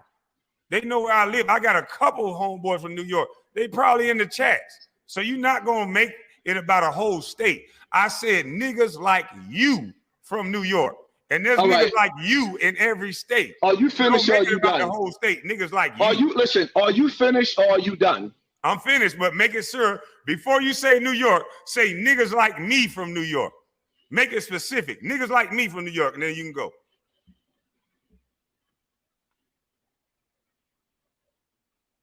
Let me explain something to you. Because you got me a little bit fucked up. When you see me trying to be a man, you don't have to accept my apology. As a matter of fact, being that you don't accept it, you don't have to. I'm going to stand on what I said, but I'm not going to kiss your ass because I don't give a fuck about you. I don't need you. You ain't never did a fucking thing for me or my community. If you do decide to do something for the community, do what you do. I ain't trying to stop you. I don't have to be your friend. I ain't trying to be a motherfucker's friend. The one thing you never answered was, did you take an oath? Are you a Mason? Are you? Are you a Mason? Are you down with any fraternal order? You never answered none of that shit. But the truth of the matter is, I don't even give a fuck. I'm not gonna make another video about you. Every time I come to the mic to answer what you ask me, you keep talking. Do you want me to answer? You talk for hours, but gonna try to shut me the fuck up. No, you just said, was I a part of You talk for hours, but try to shut me the fuck up. The reality of it is. So you just asked me a question, or did you not? Are you gonna let me talk? Matter of fact, answer the question. Are you down with any fraternal order? It doesn't even matter because I don't even fucking believe you. Because the reality of it is, this little spectacle that you putting on tonight, when I apologize, you could have just said, I don't accept it and move the fuck on. Nigga, fuck you. I don't know who the fuck you think you is. You don't have to accept my apologies. Nigga, fuck you. Plain and simple. Fuck you. I'm not kissing your ass. Who the fuck you think you is? So it means you kiss my ass because I challenge the things that you say. I play back the things that you say. I give a reason why I don't accept your apology based on the grounds that manhood don't mean you're trying to be a man at 44. I'm not trying to be a man. I am a fucking man. And so that's why I rejected your apology, because as a man, you don't speak. Okay, cool. Cool. So you don't accept it. So I don't apologize no more. And that's that. Nigga, I'm not kissing your ass. I don't give a fuck about you like that. You've been speaking about ass a lot. I never asked you to kiss my ass, sir. I never disrespected you. So that's why I brought you on. And I went against. You thought just saying I'm sorry means something. If somebody slapped my wife and say sorry, nigga, this is a spectacle that you're doing right here. Ain't nobody fucking stupid. You bringing niggas. You interrupted every time. You're a man of respect, but you interrupted me every time. You say, let you finish. You said, Tommy Sotomayor. People can see study you. Tommy hard. I thought you studied me, but you really Tommy. People can see you. You say, let me finish. That's why Tommy mad at you, because you Tommy Sotomayor all the way. People say, you said, let me finish, let me finish. Right. And every time I'm trying to finish, you're talking. People can see that. You can bring up other people's names. Fuck your audience. Fuck the people? Fuck your audience. I don't give a fuck about them. Your people are here too. No, that's your audience. Nigga, they can unsubscribe. Pick a side, bitch. Unsubscribe right now. I don't give a fuck.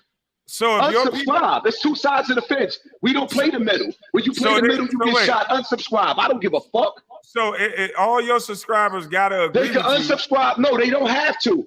But if they feel like they don't like what I have to say, they can go on your side, because the reality of it is, it's not about a side. It's not about a side. It's about, nigga, if you was gonna be a man with morals and integrity, when a man make peace, you extend peace. You still extending war. That's your opinion. You still extending war. And see, one thing about me, listen, I never extended war. That doesn't make any sense. You are, because when a man apologizes, it's either two things that's gonna happen. We gonna knuckle up or we gonna walk away. What the fuck we doing? Sir, you don't want neither one of that. But what I'm saying is, put your money where your mouth is at. Can I answer? I will fuck you up. I will fuck you up, and I'll fly to your property. When? Whenever you ready. Whenever you fucking ready. Nigga, you got me fucked up. If we can't make peace, I don't want to argue. So what I'm going to tell you is, hold up. Instead of you playing, instead of you playing this Tommy Sotomayor shit that you playing, right? Why you keep bringing up this man's name? Because you got his whole swag. I thought you were studying me, but you that nigga too. And my whole thing is, I'm not over talking you. You over talking me more like Tommy. If I said, let's make peace. Your people see you. Fuck the people. Wow. Fuck is you talking about? I don't worship them. Fuck them. And nigga, fuck you too.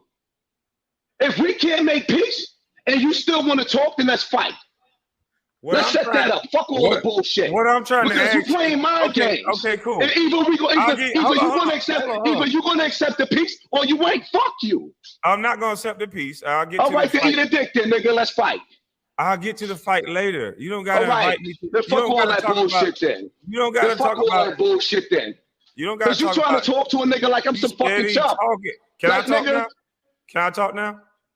You saying all this? We'll get to the fight. I'll give you your address. But what I'm saying is, you talking. Nigga, you can pick me up from the airport. Can I say something, sir? You I know you want to say that I'm muting you and all that, but this is not how grown men talk. I apologize, and you still beefing. What the fuck is you talking about? I apologize, and instead of you saying, "Okay, I don't accept it," but we gonna walk our ways and go our ways. Now you want to go back and forth. Because your views is crazy right now, and I know it. I know your views is crazy. I'm gonna have to mute you in a second if you're not gonna let me talk. Good, I'm gonna let you talk. Okay, thank you, sir. Appreciate you, New York brother. Let me talk. Your kind from New York. Let me talk on my show. You're talking over me and then saying I'm Tommy Sotomayor. That's a bitch move. You're doing everything that you say somebody else do. You said let me talk, and then you over talking me. That's bitch shit. Now I want to beat your ass. Let's fight now. So let's fight then. We can't fight on the internet. Let's fight then. Let me mute this. This nigga say let's fight now. That should show y'all this nigga talk. I will beat the brake shoes off your bitch ass. But anyway, the bottom line is this.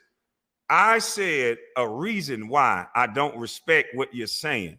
And right now you're drunk, so you're tough. And when you sober up, you're not gonna feel that way. That pussy gonna come out again.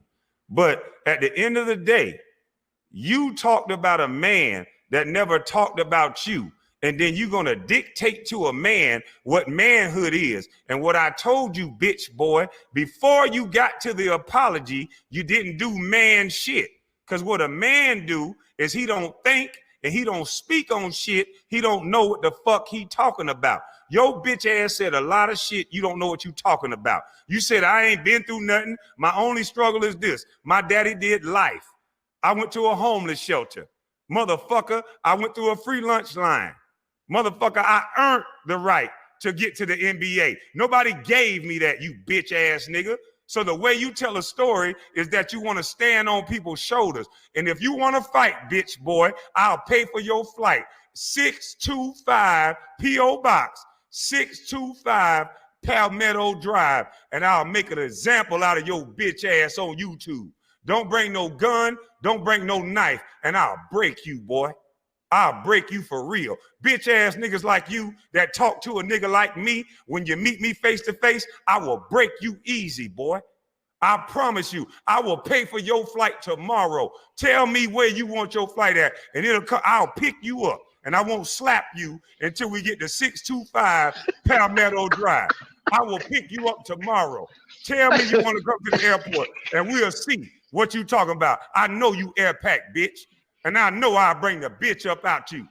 I'll pay for your flight tonight. Send me your information, and I'll send you to 625 Palmetto Drive, and I'll beat the bitch up out you, boy. Reach out to me. No, don't do no more talking. Hold on. I'll give you my email address. Exactly. Listen, send it in my DM on Instagram. I'm gonna tell it right now. I'm not gonna remember it. Put it in my DM. Put it in my DM. You bitch ass nigga. All right, we'll put it in the chat. Fight for you tonight. So stop talking. The fuck you talking about? Nigga, stop talking then. What you mean? Stop talking. Sinetta called me. I tell you what. Sinetta called my phone. I'm gonna text Sinetta and I'll get your information from Sinetta. You get it from me. I'll flew you out, bitch. Because you already been agent. We don't. I'll fly you out and slap. Oh, I've been a bitch my whole life. Like a hoe. Okay. Don't bring no knife. do Don't that. bring no gun. You You do said that. you wanted to fight, right? You do that. You do Man, that. come on, man. You You do a that. bitch-ass nigga I will talking like slam that. your tall linky ass on your fucking neck. I will Okay. slam your tall linky ass on your neck. I All sure right, enough, bet I that. will fuck you up. Bet I will that. fuck you up. Okay. I will We'll fuck see. you up. Okay. You take ain't been flight through the tomorrow, school of right? hard. You ain't You been. gonna You take ain't a been flight through. tomorrow? Nigga, it don't work like that. You gonna take a flight But you tomorrow? know what? But you know what? I'll make an exception for you. Let's get it. You ain't Matter making of an fact, no. exception. You the one put it out there. You don't even know what you're saying. You know what words mean? I know you what ain't I'm saying. making an exception. You said I you said would I beat will my fuck ass. you up. That's what you said. And I meant it. I will fuck you up. You better be drunk Nigga, tomorrow. you ain't tough. I ain't trying to be I will tough. fuck you up. Cool. You soft. I know. Everybody in the NBA fucked you up. Now you want to be tough with a street nigga? You bitch ass nigga. The fuck Okay. out of here. But The you fuck coming think tomorrow, you right? talking to? You coming tomorrow? Not tomorrow. When you coming? Don't make it seem like I'm a broke bum ass nigga. I could just pick up and go tomorrow. We could go. When you coming? Within this week. I would love to invite you here. We could do it this week. I would love to. You motherfucking right? When? You paying for my hotel? Yeah, no, you ain't gonna need no hotel. You're gonna need a hospital. Nah, I ain't gonna need no hospital. I'm You gonna gonna need jump a up hospital. and down on your ass like I'm a gonna trampoline. fuck you up. I'm gonna Okay. fuck you up. All right. And I You don't need even to want do to a lot fuck. of You know talking what's behind sad? the internet. You know what's sad? You know what's sad? right. You know what's sad? Because I really wouldn't even want to fuck you up on your property. You got a family. I'm not gonna fuck you up on my property. I'm gonna beat your ass in front of the post office and drag your ass to the mailbox like I was gonna do Matt Bond. Oh, That okay. post And you office, think that's a it's, P.O. and you box think, in and you think Palmetto. it's gonna be that simple? You really think it's gonna be that simple? Nigga, I make your fucking soul. I'm a man. I will No, make no, your no. nigga. I will told make you your I'm a fucking man. soul. I don't think. I Nigga, know. I will make your fucking soul levitate. You ain't never met a nigga like me, you bitch ass nigga. See, the difference between me and you is I smell pussy all on you. When you sit up there and you talk about a nigga going outside, I just showed you I was outside in the fucking hood with my jewelry on. Only a bitch nigga would tell a nigga not to go outside with his jewelry on, you bitch nigga. I'm outside every day with my jewelry on, you bitch nigga. What day you coming here though? You bitch ass nigga. What day you coming here though? I see through your punk ass. And tell Sonetta to suck a fucking dick with his ugly ass wife. What mouth. day you Tell coming here though? Sonetta I said use his ugly ass wife to suck my dick with her bald headed ass. Tell him I hope he can get over the fucking age here because everybody know that he burnt his fucking wife. I don't even want to talk about you no more. Tell Sonetta because it seemed like every time you turn around, see that's the real agent. That's the nigga I should be beefing with. Because everybody that I have a problem with, he reach out to with his dying ass. This nigga that made $1 million off of YouTube. See, at 18 When you coming years here, old, though? hold up. We get to your bitch ass. At 18 years old, you I'm bought here your mother. Hold up. At 18 years old, you bought your mother a house. You see this bitch ass Hold up. nigga? Let me finish. But Hey, 18 years old, hold up. But at 18 years old, you bought your mother a house. But that old senior citizen, 60-year-old nigga still got his dusty ass, funky ass wife living in Harlem with a bald-headed ass. Looking like Busta Rhymes. Why are you talking about Nigga, this man's wife, man? Hey, because he a disrespectful nigga, man. Because he a disrespectful nigga, and I'm a disrespectful nigga too. But he not here to defend himself. Go ahead, bro. You shouldn't have brought that faggot ass nigga up. He should have been talking about. This is New York brother right here. What's up, bro? Yeah, no, definitely from New York. Who's from New York? No, I'm from New York, from Queens. I want to talk about this guy. I got this opportunity. I definitely want to speak about the things you were on, Kwame. Y'all had it going on some real things at a point, but no, I definitely want to know, like, I got this opportunity. I want to let you know we do appreciate you, Kwame, and everything you're doing, everything you're speaking on. I think, like, when you get, sidetracked with the Tommy arguments, and then you got this brother right here, he obviously wants the clout. He wants to be your friend now. Now you say you don't want to be a friend. Now he really went off. He's who the fuck said I wanted to be his friend? Who the fuck said that I wanted to be his friend? He's been through. Who said I wanted to be his friend? It's obvious. He's been through stuff we never been through. Who said that I wanted to be his friend? I apologize to him as a man. I did not say I wanted to be his friend. You can't talk at the same time. How you gonna ask a question and keep talking? Hey, don't put words in my mouth. Can you mute him? Because like I said, I'm really not. You ain't gonna have to mute me. I'm gonna shut up, brother. I'm really not here to speak to you. Like I said, you've been through something none of us been through. You know what I mean? You was in a relationship with your mentor, and we can't relate to that type of stuff, brother. So can you just stand by for 1 second? What I was saying, you just trying to be disrespectful. No, I'm trying to talk real. Now you trying to be disrespectful. I was in a relationship. You representing. I was in a relationship. I spit that in your mouth. You funky high yellow bitch.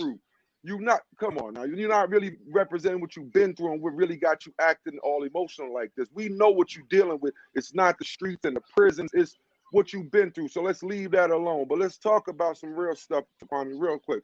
Can you mute the brother?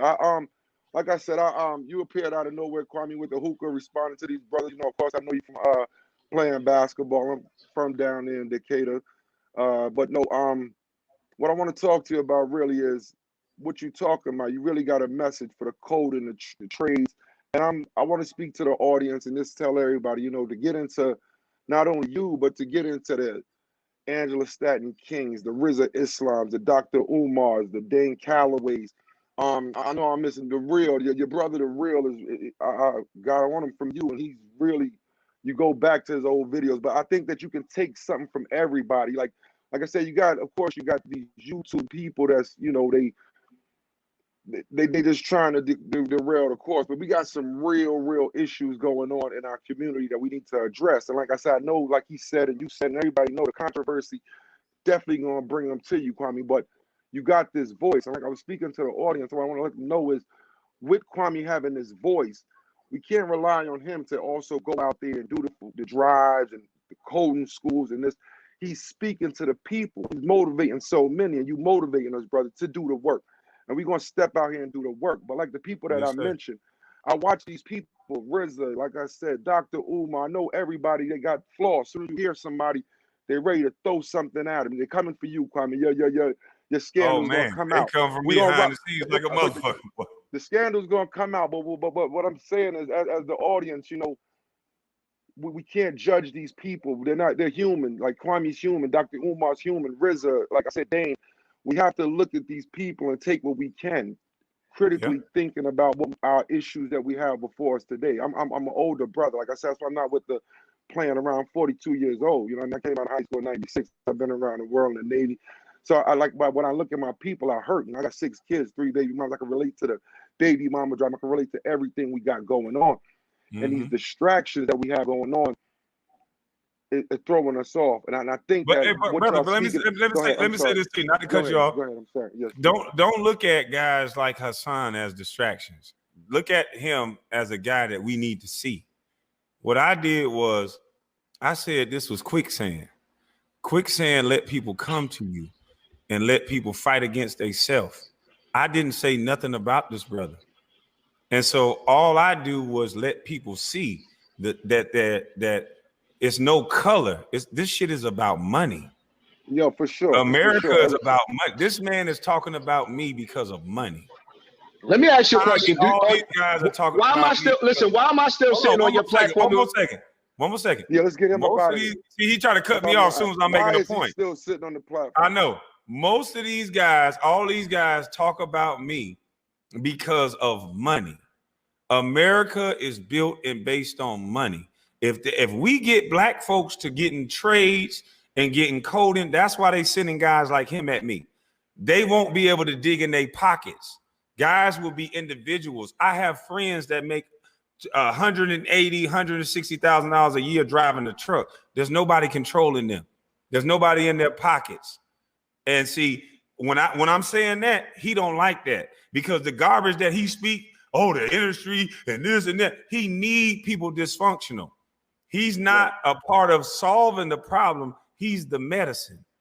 He's big pharma. He just wants to give you the medicine to keep getting him paid.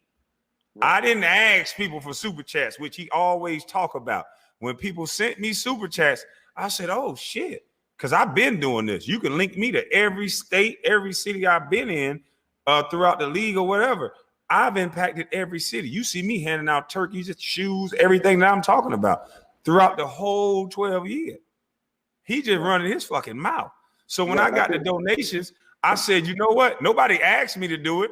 The first thing I said was, bam, I'm gonna set up a shoe drive with some of these donations. And then I said, I'm gonna use some of this shit for gas. So I was honest the whole motherfucking time. He's sitting here saying I'm this and this and that. You can look at the timeline when I came to the internet. I haven't said a motherfucking thing about nobody that didn't say nothing about me. And I allege that these people are the go along, get along gang. For sure. So why am I so attacked? For sure. Well, like I said, definitely it's about money. You know what it is. Like I said, I know the controversy, and when you need it, when you mentioned that you need it, you definitely need it to keep the viewers, because some of us are caught in that, that whole that conflict mindset where we need to watch things. But what I did want to say is, like I said, y'all do have this platform, and y'all the coding, and like I said, what all of y'all are saying. Like I said, I just, I pray that all these people go and look at these people, and there's so many others, and take what you can from them. But I just think that Yep. as a people, we need radical changes. And I mean, like, radical, like coding is going to get us there in years and things like that. But I think we have to really make moves. And I mean, like the prison system. I hear us talk about this prison system and how we can, what's going on. And we all know the prison, the pipelines, and this, Hassan that. think every 18-year-old should go to prison.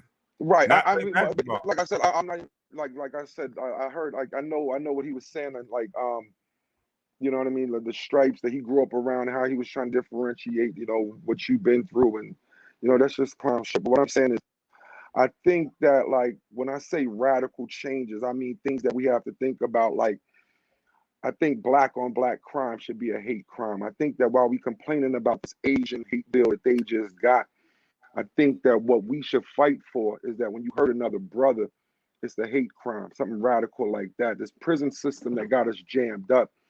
I think we all need to blow trial. Like, if everybody, white, black, blue, green, from speeding ticket to murder to petty theft, if we all blow trial in 3 months, we'll topple that system. In a year, we'll really topple that system. I don't think that, even I said, I watch y'all all, and I see that y'all all, what Angela Stanton, I speak about the abortions and just, the conservative values that we do have, that we were raised. My family's from the Caribbean, so we come with a real Caribbean. It's just like the Southern values, and we look at and I'm not trying to knock the homosexuality, the abortions. We look at these things that's not of us, but that's pushed onto us, and it's very hard because they cross this divide. Like the Democrats on the plantation, and then if not, you want to get with the Trump. And I know it's not a divide because neither one Trump. We all know that Trump or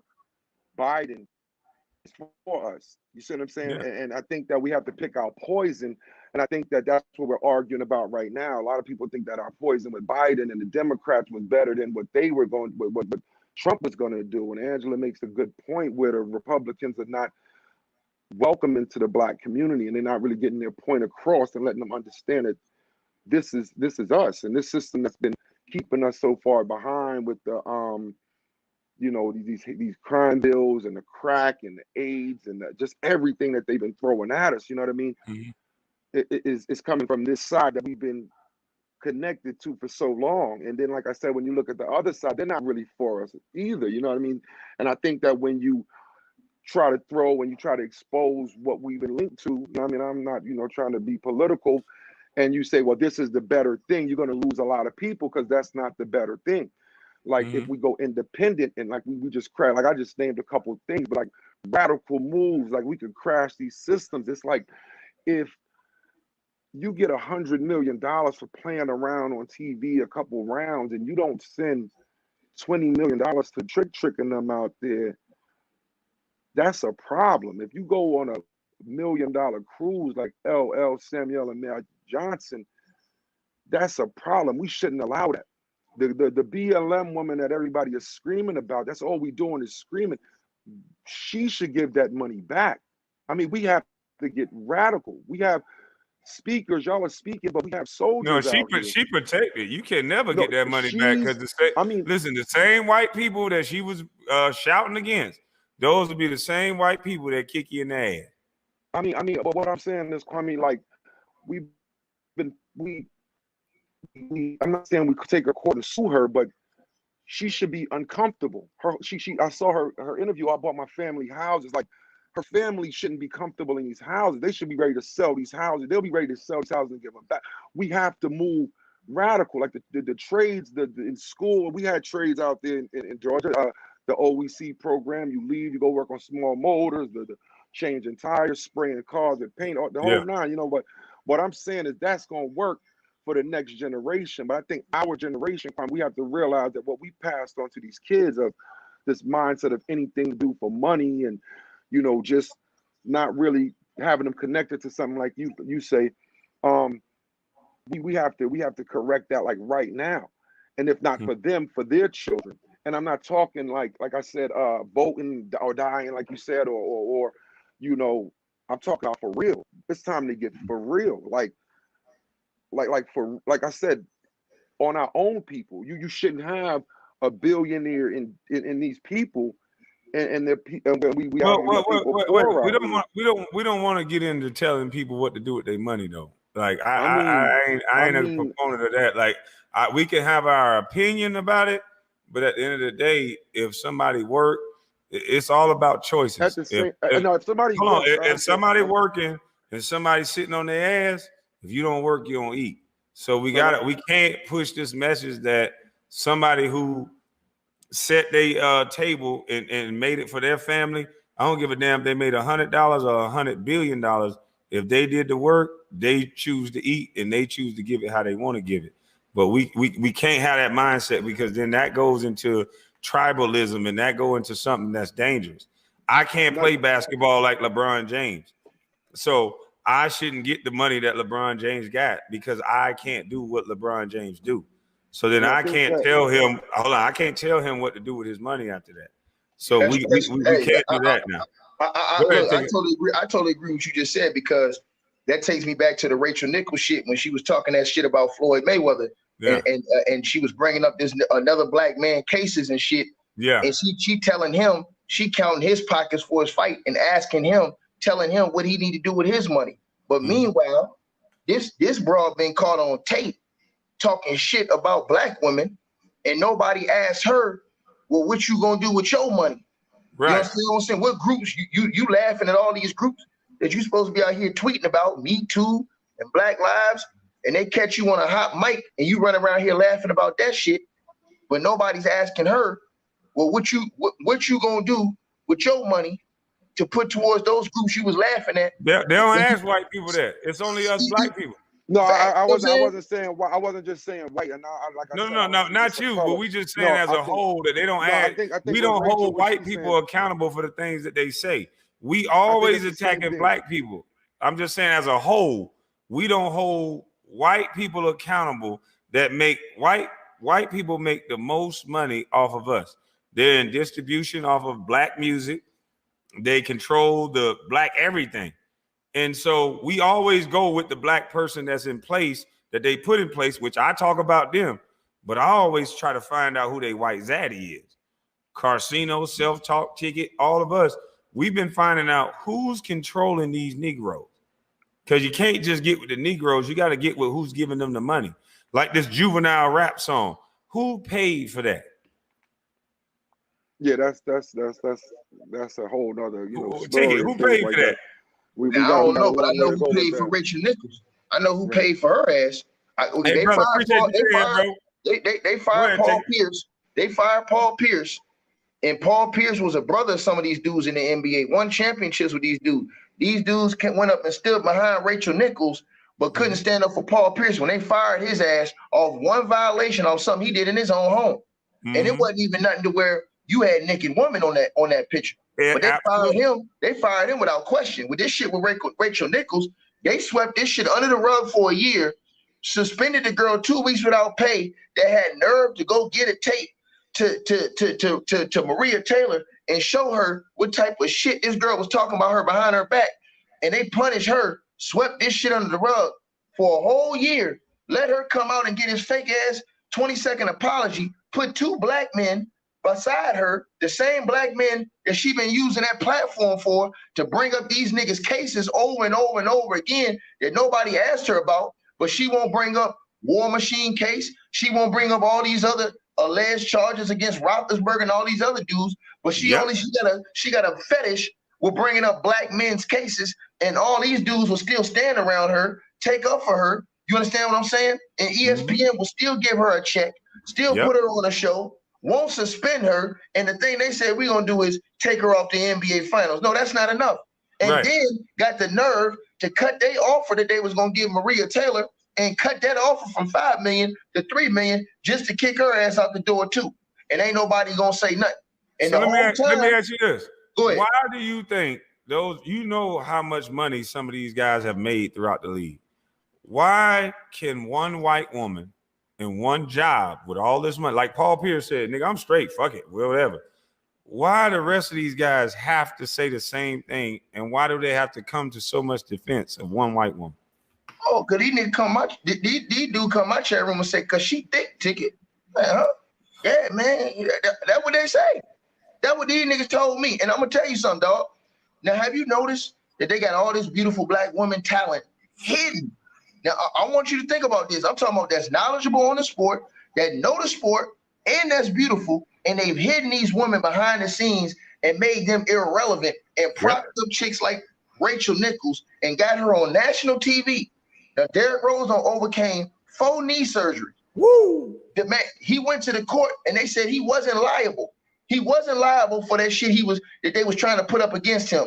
But then this chick got enough nerve on her show during that, when the whole NBA was praising this dude for coming back, overcoming that shit. She gonna bring up his fucking charges and talk about, well, what about that? Even though she know good and fucking well that this man had been found not liable for that shit.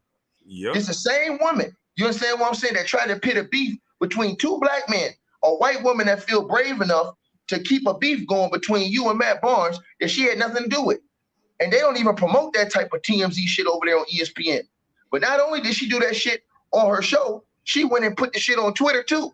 And they made her ass all the people that's in the chat room ran her ass on Twitter and made her take that shit down. Mm-hmm. And now, you see what I'm saying? They got her back on TV, but it's gonna be hard for her to navigate through this shit because them dudes that's sitting up there with her, y'all dudes gotta think, man. Y'all dudes was so quick to come out and stand up there with her and talk about, well, I ain't want to lose no food out my family's mouth. But at the same time, she taking food out. She trying to take food out these Negroes' mouths that play in the league with y'all when she go and bring up these niggas' cases and she ain't talk about no other race case. She only talk about cases of black men. And then I'm going to tell y'all something else. She had the nerve to do that shit to Floyd Mayweather. Then I'm going to tell you how trifling she is. She went and brought up that Floyd Mayweather shit and brought up his cases and shit when she didn't talk about none of these other white boys that had cases. War Machine beat the hell out that girl, Christy Mack. And I'm talking about damn near beat her to death. And she didn't talk about that shit. But she had enough nerve after she went and talked that shit to complain when he stripped her press credentials and didn't let her come to his fight. So she sat up there and tried to degrade the nigga, then still wanted to go to his fight. What type of shit is that, man? And ain't nobody saying nothing about this shit, bro. So why can't we get like guys like Hassan to see the truth? And somebody said bring Hassan back. He left, and I'm not gonna let him disrespect. Like, to me, he's a coward. He started talking over everybody so that he can get kicked out. Because I'm not gonna let you just talk. When it was your turn, like he kept saying, "Let me finish, let me finish." And every time he said that, we let him talk. Right? When you started talking, he want to talk over you. He want to talk over me. Hassan, you can come back, but you can't just talk over people. But let's not forget about the resident pit bull too. The nigga that's always screaming about, oh, he want chances for this one chance. Stephen A. Smith. Why is he quiet on this shit? Why is he quiet about a white woman trying to take food out of black women's mouths over on ESPN? He know better. Be the head dude. Why is he quiet about that? He better be. You know why he quiet? He a company man. He got in trouble last time when he told the truth. You see what I'm saying? And she look, and the girl that told on him, Michelle Beadle, the one who violated company policy, went on national TV talking shit about Stephen A. and demanded his job. They didn't do shit to her. They ended up suspending him. Yep. They suspended this stupid ass nigga and put lipstick, a thong, and a skirt on this nigga and made him go on TV and apologize to all those women when he didn't say nothing wrong. The only thing he said is a man shouldn't be putting his hands on a woman, and a woman shouldn't be provoking a man to put his hands on her. There was nothing wrong with what he said. They don't want you to say that nowadays. Come on, man. Because when I was in school, they say boys should not hit girls, but they also said girls should not hit boys. But now we got it to where we just say boys should not hit girls, but now the girls whooping the boys' ass. And if the boys react, then it's, oh shit, he a boy. And that's why I said I only watch behavior. And I think you starting to see they only talk about black athletes. Men are able to be disrespected on every single level. we damn near are the most unprotected besides the children. Children are number one, the most unprotected. That's why I don't talk about adults. I always talk about the children. These children are being every other goddamn day. I get an alert on my phone. A child been taken. So where are these households that's being raised up to where these kids are protected? Where's the education where these children are educated? None of this is happening, but we claim we love the children. And Hassan, I mean, I hope he come back, but he's talking all this talking negative about a guy that's been talking for children. I don't get it. And listen, dog, it's a lot of tricks that going on this YouTube shit too. It's people that come, make fake channels, act like they you, go to another nigga channel talking shit, acting like it's you, trying to start controversy and shit like that. You understand? Niggas trying to put batteries in your back and shit like that to keep bullshit and keep controversy going and shit. I ain't with that shit, bro. Right. And that's the reason why I told you. I really did not like that shit Rachel Nichols did.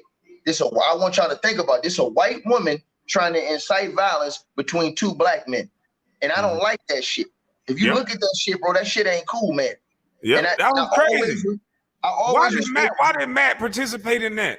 If she would have asked me some shit about if me and another dude had beef, if she would have asked me that on that show, I'd say, look here, that's between me and him. I handle that off the scene. Boom, boom, boom. He literally let them make ratings off of that shit. But then everybody else get mad at me when they making white folks money every time they bring my name up. And that's what they don't understand. You know firsthand. When you sign a contract, don't you sign your likeness over to that team? Yeah, I don't understand what you did to get backlash from all the people that was making videos that was coming down. I'm just sitting there thinking, like, what did this guy do? He was minding his own business. He wasn't saying nothing to none of these people. He was making his own videos, talking about his stuff the same way. I mean, those videos are still up on your Facebook, I think. You can still go look at his Facebook from way back when and see he was still talking the same way, the same message, the same stuff. So I don't understand now that you responded to people that kept fucking with you, that everybody now trying to say, oh, this nigga clout chasing, this nigga a coon, he this, he that. I don't understand it. And then you told niggas that they could come have a conversation. See what I'm saying? But they still, it's a fucked up game, man. I know what's going on, bro, with this shit, man. Now, why I told you, I always respect you from the beginning when I was watching your videos. And then when that shit went down, when you finally said something, I knew that shit was going to blow up. I knew it was going to, because I said, man, because you hadn't said nothing the whole time. Mm-hmm. So when you said something, and I already knew where you was at here mentally and some of the things you was talking about, I said, oh, he gonna be too much for a lot of this shit that's going on. Yeah. And so that's why you had a dude that always wanted to talk shit back. I hope you noticed, Stephen A. Smith, he always wanted to go back at KD and them dudes. Always wanted to go back at Kyrie and them dudes. But when you hit him, he said, oh, hold on.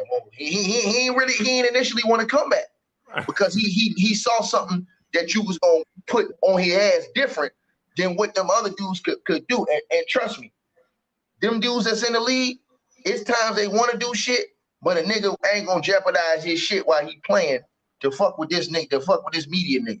Because there's a lot of times, you know how I go, man, when the media put out bullshit and you just want to go upside a nigga head, but you just leave it alone because you're like, man, it's a little media nigga, fuck it. But then when he keep fucking with you after you retired and shit like that, bro, I don't understand how niggas don't see that. I don't understand how y'all don't see that people all over social media, all over the world, try to pour gasoline and batteries in people back. And then when the shit fly, everybody hiding their hands like they ain't had nothing to do with this shit. No, motherfucker. You niggas got blood all over y'all hands too. That's why I was so fucked up, bro. When all these people try to come trying to dish you and talk shit. I'm like, bro, man, y'all niggas ain't even know that you was talking about half the shit you talking about on Facebook before you came on YouTube. A lot of these niggas think, I tried to tell them. These niggas think you just popped up talking shit and looking for money out of nowhere. Nigga, he been doing this shit. He was doing videos before then. For the free. Y'all, and this is the part I want to say too, bro. This is the problem I got. These motherfuckers is attracted to negativity, bro. Yep. And that's the reason why this shit blew up. When you was talking about positive shit, making change, things you could do in the community, When you was talking about the reading level of these boys and all that shit, motherfuckers didn't want to listen at first because they didn't care about that message, bro. Nope. When you just coming on this platform and you just putting out some positive shit, majority of niggas ain't gonna give a fuck. These people come for the bullshit and the foolishness, man. Yeah. And that's why you caught everybody's voice. But then at that time, that was a gift too, because now you got the ear of a lot of people that's been feeling the you same knew what I way was gonna do. You knew Right. what I was gonna do. I was sprinkling it in there. Facts. So now you got the ear of a lot of people that believe, that understand, and that agree with a lot of the things you've been saying. They just didn't either have a voice or they didn't have a platform to say it. Yep. And so now that's why I didn't understand. Nigga, let y'all use his videos, let you come in and chop it up, shout niggas out, all this shit, bro. I don't understand how niggas come around. I come in peace. Come on, bro. Come on, man. But then they got a problem with after 20 years of niggas just fucking with you, talking shit, that you say something back for 2 months. Out of 20 fucking years, these niggas got a problem. I never understood it, bro. I can't even get 4 months. I can't even get 6 months. These motherfuckers had 20 years to fuck with me. I can't even get 4 months. It's jealousy though, dog. It's jealousy though, man. Motherfuckers is jealous because you getting a lot of traffic. A lot of people listen to you. A lot of people believe in your message and what you saying, man. And you know what I'm saying, man? It's just a blessing and a breath of fresh air to hear somebody that, because like I said, I listened to you before all this shit. And then you were saying the same thing. It wasn't like it switched up. You understand what I'm saying? So that's why I always respected that shit, bro. And I ain't never let nobody come on my platform and just talk shit. I don't know if you've been listening before this shit, but when niggas was trying to come on and talk shit, nigga, we had some real arguments over there because I didn't like that shit. Motherfuckers was coming in trying to prejudge you. And that's how a lot of shit gets started. When you coming in late and you really don't know how everything started, then that's when bullshit started. That's how all these people out here making, and some of these dudes don't even dislike you. They just making videos just to get traffic, bro, and just talking shit just to get traffic. You know what I'm saying, man? Yep. So some of these dudes, they don't even have no real beef with you. They see you in real life, they'll dap you and ask you for an autograph or some shit, man. That's just facts, bro. That's just facts, man. You know what I'm saying, man? That's just how that's the nature. You always been real, but hey, look here. Cause goddamn, everywhere I go now, I get some little hard looks, but most time it's love. Most times the truckers, the electricians. Matter of fact, I told this dude this today. Let me show you how real this is. I was at a gas station today. Hold on, where this damn shit at? Let me zip my pocket now. I told this dude I was gonna put his card on YouTube. Let me find it. Shit. And see, this real shit, y'all. This man out here promoting people's stuff for free. He ain't out here saying, hey, man, pay me this, pay me that. He's saying, look, you send me your shit, and I'm gonna put it out there. I'm gonna show you love. I've never seen somebody take from the bitch ass niggas and give to the real niggas and motherfuckers complain. I ain't did nothing wrong to nobody. I met this dude at the gas station today. He said, this is me. This is my business. A black guy. This is a black man. This is a black guy I met at the gas station today. I said, brother, give me that card. I'll put it on my platform for you to do this. And that's why I asked Brother Hassan. I said, bro, have you done something like this? He said, yeah, I help this, I do that. Like, no, I see these big platforms and these guys get big platforms and then they talk down on people that don't have big platforms. Me, I've been saying, why talk down on these guys? Because some of these guys with the smaller platforms, they say the realest shit. They just don't have people. It seems like the people that's bigger than them take their talking points and say it on their platform, and they just want to shine. My thing is, no, bring this brother up, talk about his platform, and then y'all can kind of converse and y'all can share ideas. Like, why you got to be based in hate? That hate gonna run out at some point. Because that's how a lot of these motherfuckers is built, man. Like me personally, man. Where I was trying to do my channel, bro, I was trying to help build up brothers, let brothers come on, and this is gonna happen too. You let brothers come on and cook with you. You let them try to get their name up, help them build their channels up, and then maybe they disagree with one or two things that you say, right? And then without even having a manly conversation with you, they'll go start sneak dissing you in your video and their videos, talking shit about you behind their back. Niggas just ain't solid, you know what I'm saying? And then just go all the way away and act like they never knew you, never fucked with you, never came to your platform, never needed your help. That's how these people are, man. So That's dumb. That's dumb. Right. I don't want you to agree with everything I say. That would make you me. You're not me. You're gonna agree with some of the shit I say. I don't agree with some of the stuff you say. But guess what? You a man. And if it's a woman, you have a right to your opinion. And so I'm never gonna say, hey, Ticket, man, you said such and such, so fuck you. I don't want to watch your page no more. No, I don't eat all of a ribeye steak. I chew the meat, I spit out the fat and leave the bone. I take the good parts of what you're saying and I build upon that. But we've been trained and indoctrinated to find that disagreement. And I'm telling you, we hold on to that. Ticket said this. You can do that with everybody. There's not one person in America that you're going to agree with everything they say. So it's a crazy argument. That's a non-starter. Facts. Like, for example, I'm going to tell y'all the truth. I don't agree with some of the stuff that Kwame said about Candace, what's her name? Candace Owens. Candace Owens. But you ain't heard me come on here and say, oh, fuck that nigga, he a bitch. Nigga. Nah, nigga, I don't carry myself like that. I don't agree with everything she say. And that's the thing. People try to attach you to people, not to cut you off. I don't agree with everything she say. What I do agree with is that she's not violent and she's willing to have a conversation with anyone. That's what we have to bring back to America. I'm not asking everybody to agree with each other and this and that, but there's a problem going on in America. As soon as it's people that don't like Ticket TV, and as soon as I say I like Ticket TV, fuck Kwame because he like him and this and that, I'm saying that's dangerous and that's wrong. I'm saying that you don't have to like everything about a person. There could be a disagreement. Find the through line. And Candace Owens, Ben Shapiro, these people that I named, I think they're good at debating. We don't know how to debate in the black community. If you watch how many times, like when I was on your show, did you see how fast that brother talked over me? And I was listening to him talk. As soon as I try to respond, he in our community, we think getting a brother told or getting a woman told, that's debating and you won. That's not a debate. Over talking someone, you automatically lost. And so we got to start sharing ideals and talking to people for a perspective only and not to be right. We talk to people to try to embarrass them and not just to get their perspective on something. Right, dog. I'm totally right there with you, man. I'm totally right. Because we out here, to me, a lot of us out here, we fighting the wrong battle. You know what I'm saying, bro? Like you said something the other day, I totally agree with. Like, bro, I'll be talking basketball and I just say something about a player that somebody don't like. I may say something about, oh, well, LeBron wasn't clutch. Man, these motherfuckers ready to take penitentiary risks over some shit like that. I'm like, God damn, man, motherfucker ready to goddamn. Oh, man, fuck this nigga, man. Oh, pussy ass nigga. Oh, nigga, I'm gonna pull up, nigga. Over LeBron, nigga, over basketball talk. Not over real life. But these same niggas, when the shit like this going down right now, when you got this white woman on national TV trying to X out black women, trying to step on black women's shoulders, like you say, these niggas ain't got none of that energy, bro.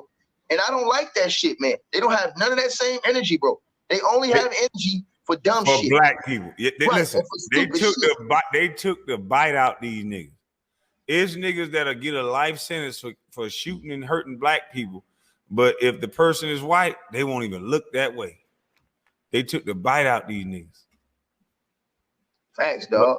But man, I appreciate you. I respect you. I think we're going to end with you. I got to go to goddamn bed. My daughter want to go up and go swimming in the morning. Boy, she had me at that goddamn pool all afternoon. Boy, Lord have mercy. Man, big dog, man. Look, I appreciate everything that you bring to the table, man. Yes, sir. Like I said, man, you know, listen, everybody that's listening, man, let's not all be a part of the bullshit all the time, man. This man out here talking about solutions and stuff like that have to be, you know, taken seriously, man. We need to start putting our foot on these people's necks that's trying to fuck our people up with these opportunities. Like I said, it's beautiful black women that's out here trying to get opportunities in the work field, on TV, that's getting stepped on, that's getting pushed to the back. I told y'all, look up Taylor Rooks. Look up the girl Malika Andrews. Look up Maria Taylor. I heard that on your last joint. Right. And see, and a lot of people told me they ain't even know who Taylor Rooks is. She been out here doing all the underground interviews with the cats in the league. But they for some, and she know basketball. Yep. She talented at what she do. She professional, but for some reason they want to hide her and prop up chicks like Rachel Nichols, who will go pull a black man case. And this is dangerous. And all you niggas that's taking up for Rachel Nichols in the NBA, y'all need to listen to this. This shit is dangerous because that same shit can turn back on you. I'm telling you right now.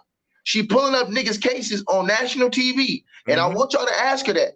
When y'all was sitting up there talking that talk, y'all was talking and taking up for her. Why didn't they have nobody propped up talking and allowing Paul Pierce to have another chance?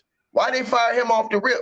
Why ain't all these people come propped up around Paul Pierce to give him an opportunity to say, you know what, look, man, I'm working at a job. Maybe what I didn't do was right. Boom, let's move forward. Nah, they fired his ass. But don't nobody want to ask those questions. You understand what I'm saying? But this chick can come pull up niggas' cases on national TV and still have a job. But they suspended the girl who took the tape of what Rachel Nichols was saying, who dared to take the tape of her talking this dumbass shit and give it to Maria Taylor. And now they trying to buck break Maria Taylor by not offering her the money they originally offered her was the $5 million. Now they cut it to $3 million, and they're gonna sweep that shit under the rug, get her out of there, and all this shit going on. And we worried about fucking up each other instead of taking care of this bullshit and putting ourselves in powerful positions and putting our people in powerful positions. So man, I love what you're doing, man. I support what you're doing, man. And like I said, man, I appreciate it, dog. Salute to you, my brother. And guess what? I love what you're doing. Because guess what? I didn't know the information that you shared. And I never came to YouTube acting like I'm the baddest motherfucker ever. Carcino, self-talk, hits by all these guys. The information that you guys are able to find and bring, I didn't know that. A lot of people didn't know the information you brought forward. So that's why we got to build a community. We always say we want a YouTube community, but it seemed like whoever got making the most money or doing this, they don't reach down, they talk down, and they make sure people stay down. Me, I'm like, if I was to ever get a platform, I said this years ago. I said, well, if I was to ever get a platform, I'm gonna let everybody eat because it's about. I don't know if you got kids or whatever, but why wouldn't I want your black kids to eat like my black kids eat? Why would I want to take that away from you? And it's easy to do. Just let a motherfucker use your video. They can put some commentary on it and everybody eating. If we really care about black people, why is the first thing out of our mouth is worried about how much money another black person got? They're worried about your super chats, dog. Instead of thinking about what this man said he gonna do with him. Yeah. Forget about what he said he gonna do with him. You worried that he getting them. You worried that people supporting him. Man, don't do that. Don't never have your hand in another man, another woman pocket, man. Don't do that, y'all. We gotta love each other. We gotta build each other up, support each other. Even if we disagree on some things, that don't mean you gotta go say fuck this nigga or fuck that nigga or make all these videos talking this crazy ass shit, man. No, we can talk some shit and move. You know how it is in the barbershop. Kwame. Go in there, talk a little shit. Man, you leave out. Hey, I see you next week, nigga. It's all love. I'll be back talking some bullshit. Yeah, come on, man. But these niggas, man, I tell you, bro, these motherfuckers be taking this shit to the extreme on social media, man. But it's all in the game, man. Hey, I'm gonna holler at you, dog. You have a good night. Shout out your channels before you go. I know you say you got 2 of them, right? Man, I got like 10 channels, man. But you know, I shout out your channels, man. They need to know because the information you bring is different. But it's still effective. It's still needed. So shout out. Honestly, I just had a common enemy with you and Stephen A. Smith. I hadn't liked this dude for the longest time because of what he was doing, and that really where I was started with him a long time ago. That's where I started, like 5 or 6, 7 years ago. I would say when I really started making videos about him on my main channel, which is Ticket TV. I just didn't like the excessive shit that he was doing. And then, we never heard nothing from you. You know what I'm saying, dog? Because it was just like you ignored the shit. You just did what you was doing. And people trying to paint it like you was a coward or some shit because you didn't say nothing. And I told people, I said, nah, he ain't saying nothing because that nigga making multi-millions of dollars. And if he walk up and punch Stephen A. Smith fucking lights out, Stephen A. Smith is going to call the police. He going to call the police. He gonna goddamn go to the quickest lawyer he can find, take this nigga to court, and sue this nigga for everything he got. So y'all gotta understand, he played the smart game. But now, since Stephen A. still want to talk shit, he still want to go to these high schools and colleges. And now you say, now I'm gonna talk some shit. You know what I'm saying? And now I'm gonna put my foot on his neck. And y'all see he put that lame ass response out, and he ain't said nothing since. Them dudes ain't trying to say nothing back to Kwame because they already know now the gloves is off, nigga. Now he can run with you all day. That's why Chris Broussard. That's why Rob Parker. That's why all them dudes is quiet now. You understand what I'm saying, dog? But and Wallet Mouth. Don't forget Wallet Mouth. Facts. You said that nigga look like a back of an ankle. I said, God damn, that's a back of an ankle. Ugly than the motherfucker. Hey, look. Hey, look, sometimes that motherfucker be ashy too and shit. Like, God damn, nigga, Rob Parker, they fucked up out here for real. But yeah, y'all can catch me on Ticket TV, man. And my other main channel is Pro Basketball Updates. Yep. And then I got a black channel where I just talk about straight black news, and that's Ticket TV Black Media Network. So y'all can check me out. Those are the main 3 channels I got pretty much, man. And man, I just appreciate y'all, man. If y'all ain't subscribed to this channel, subscribe to this channel. You know what I'm saying? Yes, and you know, I salute the brother. I salute the sisters too that's doing great things. A lot of sisters that's supporting you too, man. So I always want to salute the sisters. And the last thing I want to say before we gotta say Spitting Facts, because she was cold. She came. There's a young lady named Spitting Facts. Ooh, Lord, she ripped the dude up on my page. Hey, no doubt. And the last thing I want to say before I leave is this: we can't get to a mindset to where, because somebody said this on one of my streams today, man, it made me feel a way. I felt bad about this shit, where we was talking about just a girl. We was talking about we wanted to see Maria Taylor get her money. And one guy came in and he said, well, nigga, she ain't hitting game winners. She just a journalist. Why is you worried about? And I said, look, bro. And then he went to a different angle and said, well, fuck it. She don't need to be making the same money we making anyways. Listen, we can't have that type of mentality. Yeah, I got a daughter. What the fuck? Yeah, if you got a woman that's out here getting that bag, we got to celebrate that. We got to respect and appreciate that, because that's uplifting ourselves as well. You can't look at the situation where you got a girl, a wife, or something like that, and maybe she making more money than you looking at that jealousy, envy, and that's boiling inside of you and fucking your brain up and fucking your family up and fucking your relationship up. So we got to think differently as far as that and uplift the sisters, man. So yeah, dog, salute to you, my brother. All love to you, man. Salute to you, my brother. No doubt. You already know, man. Yes, sir. I'm gone. All right.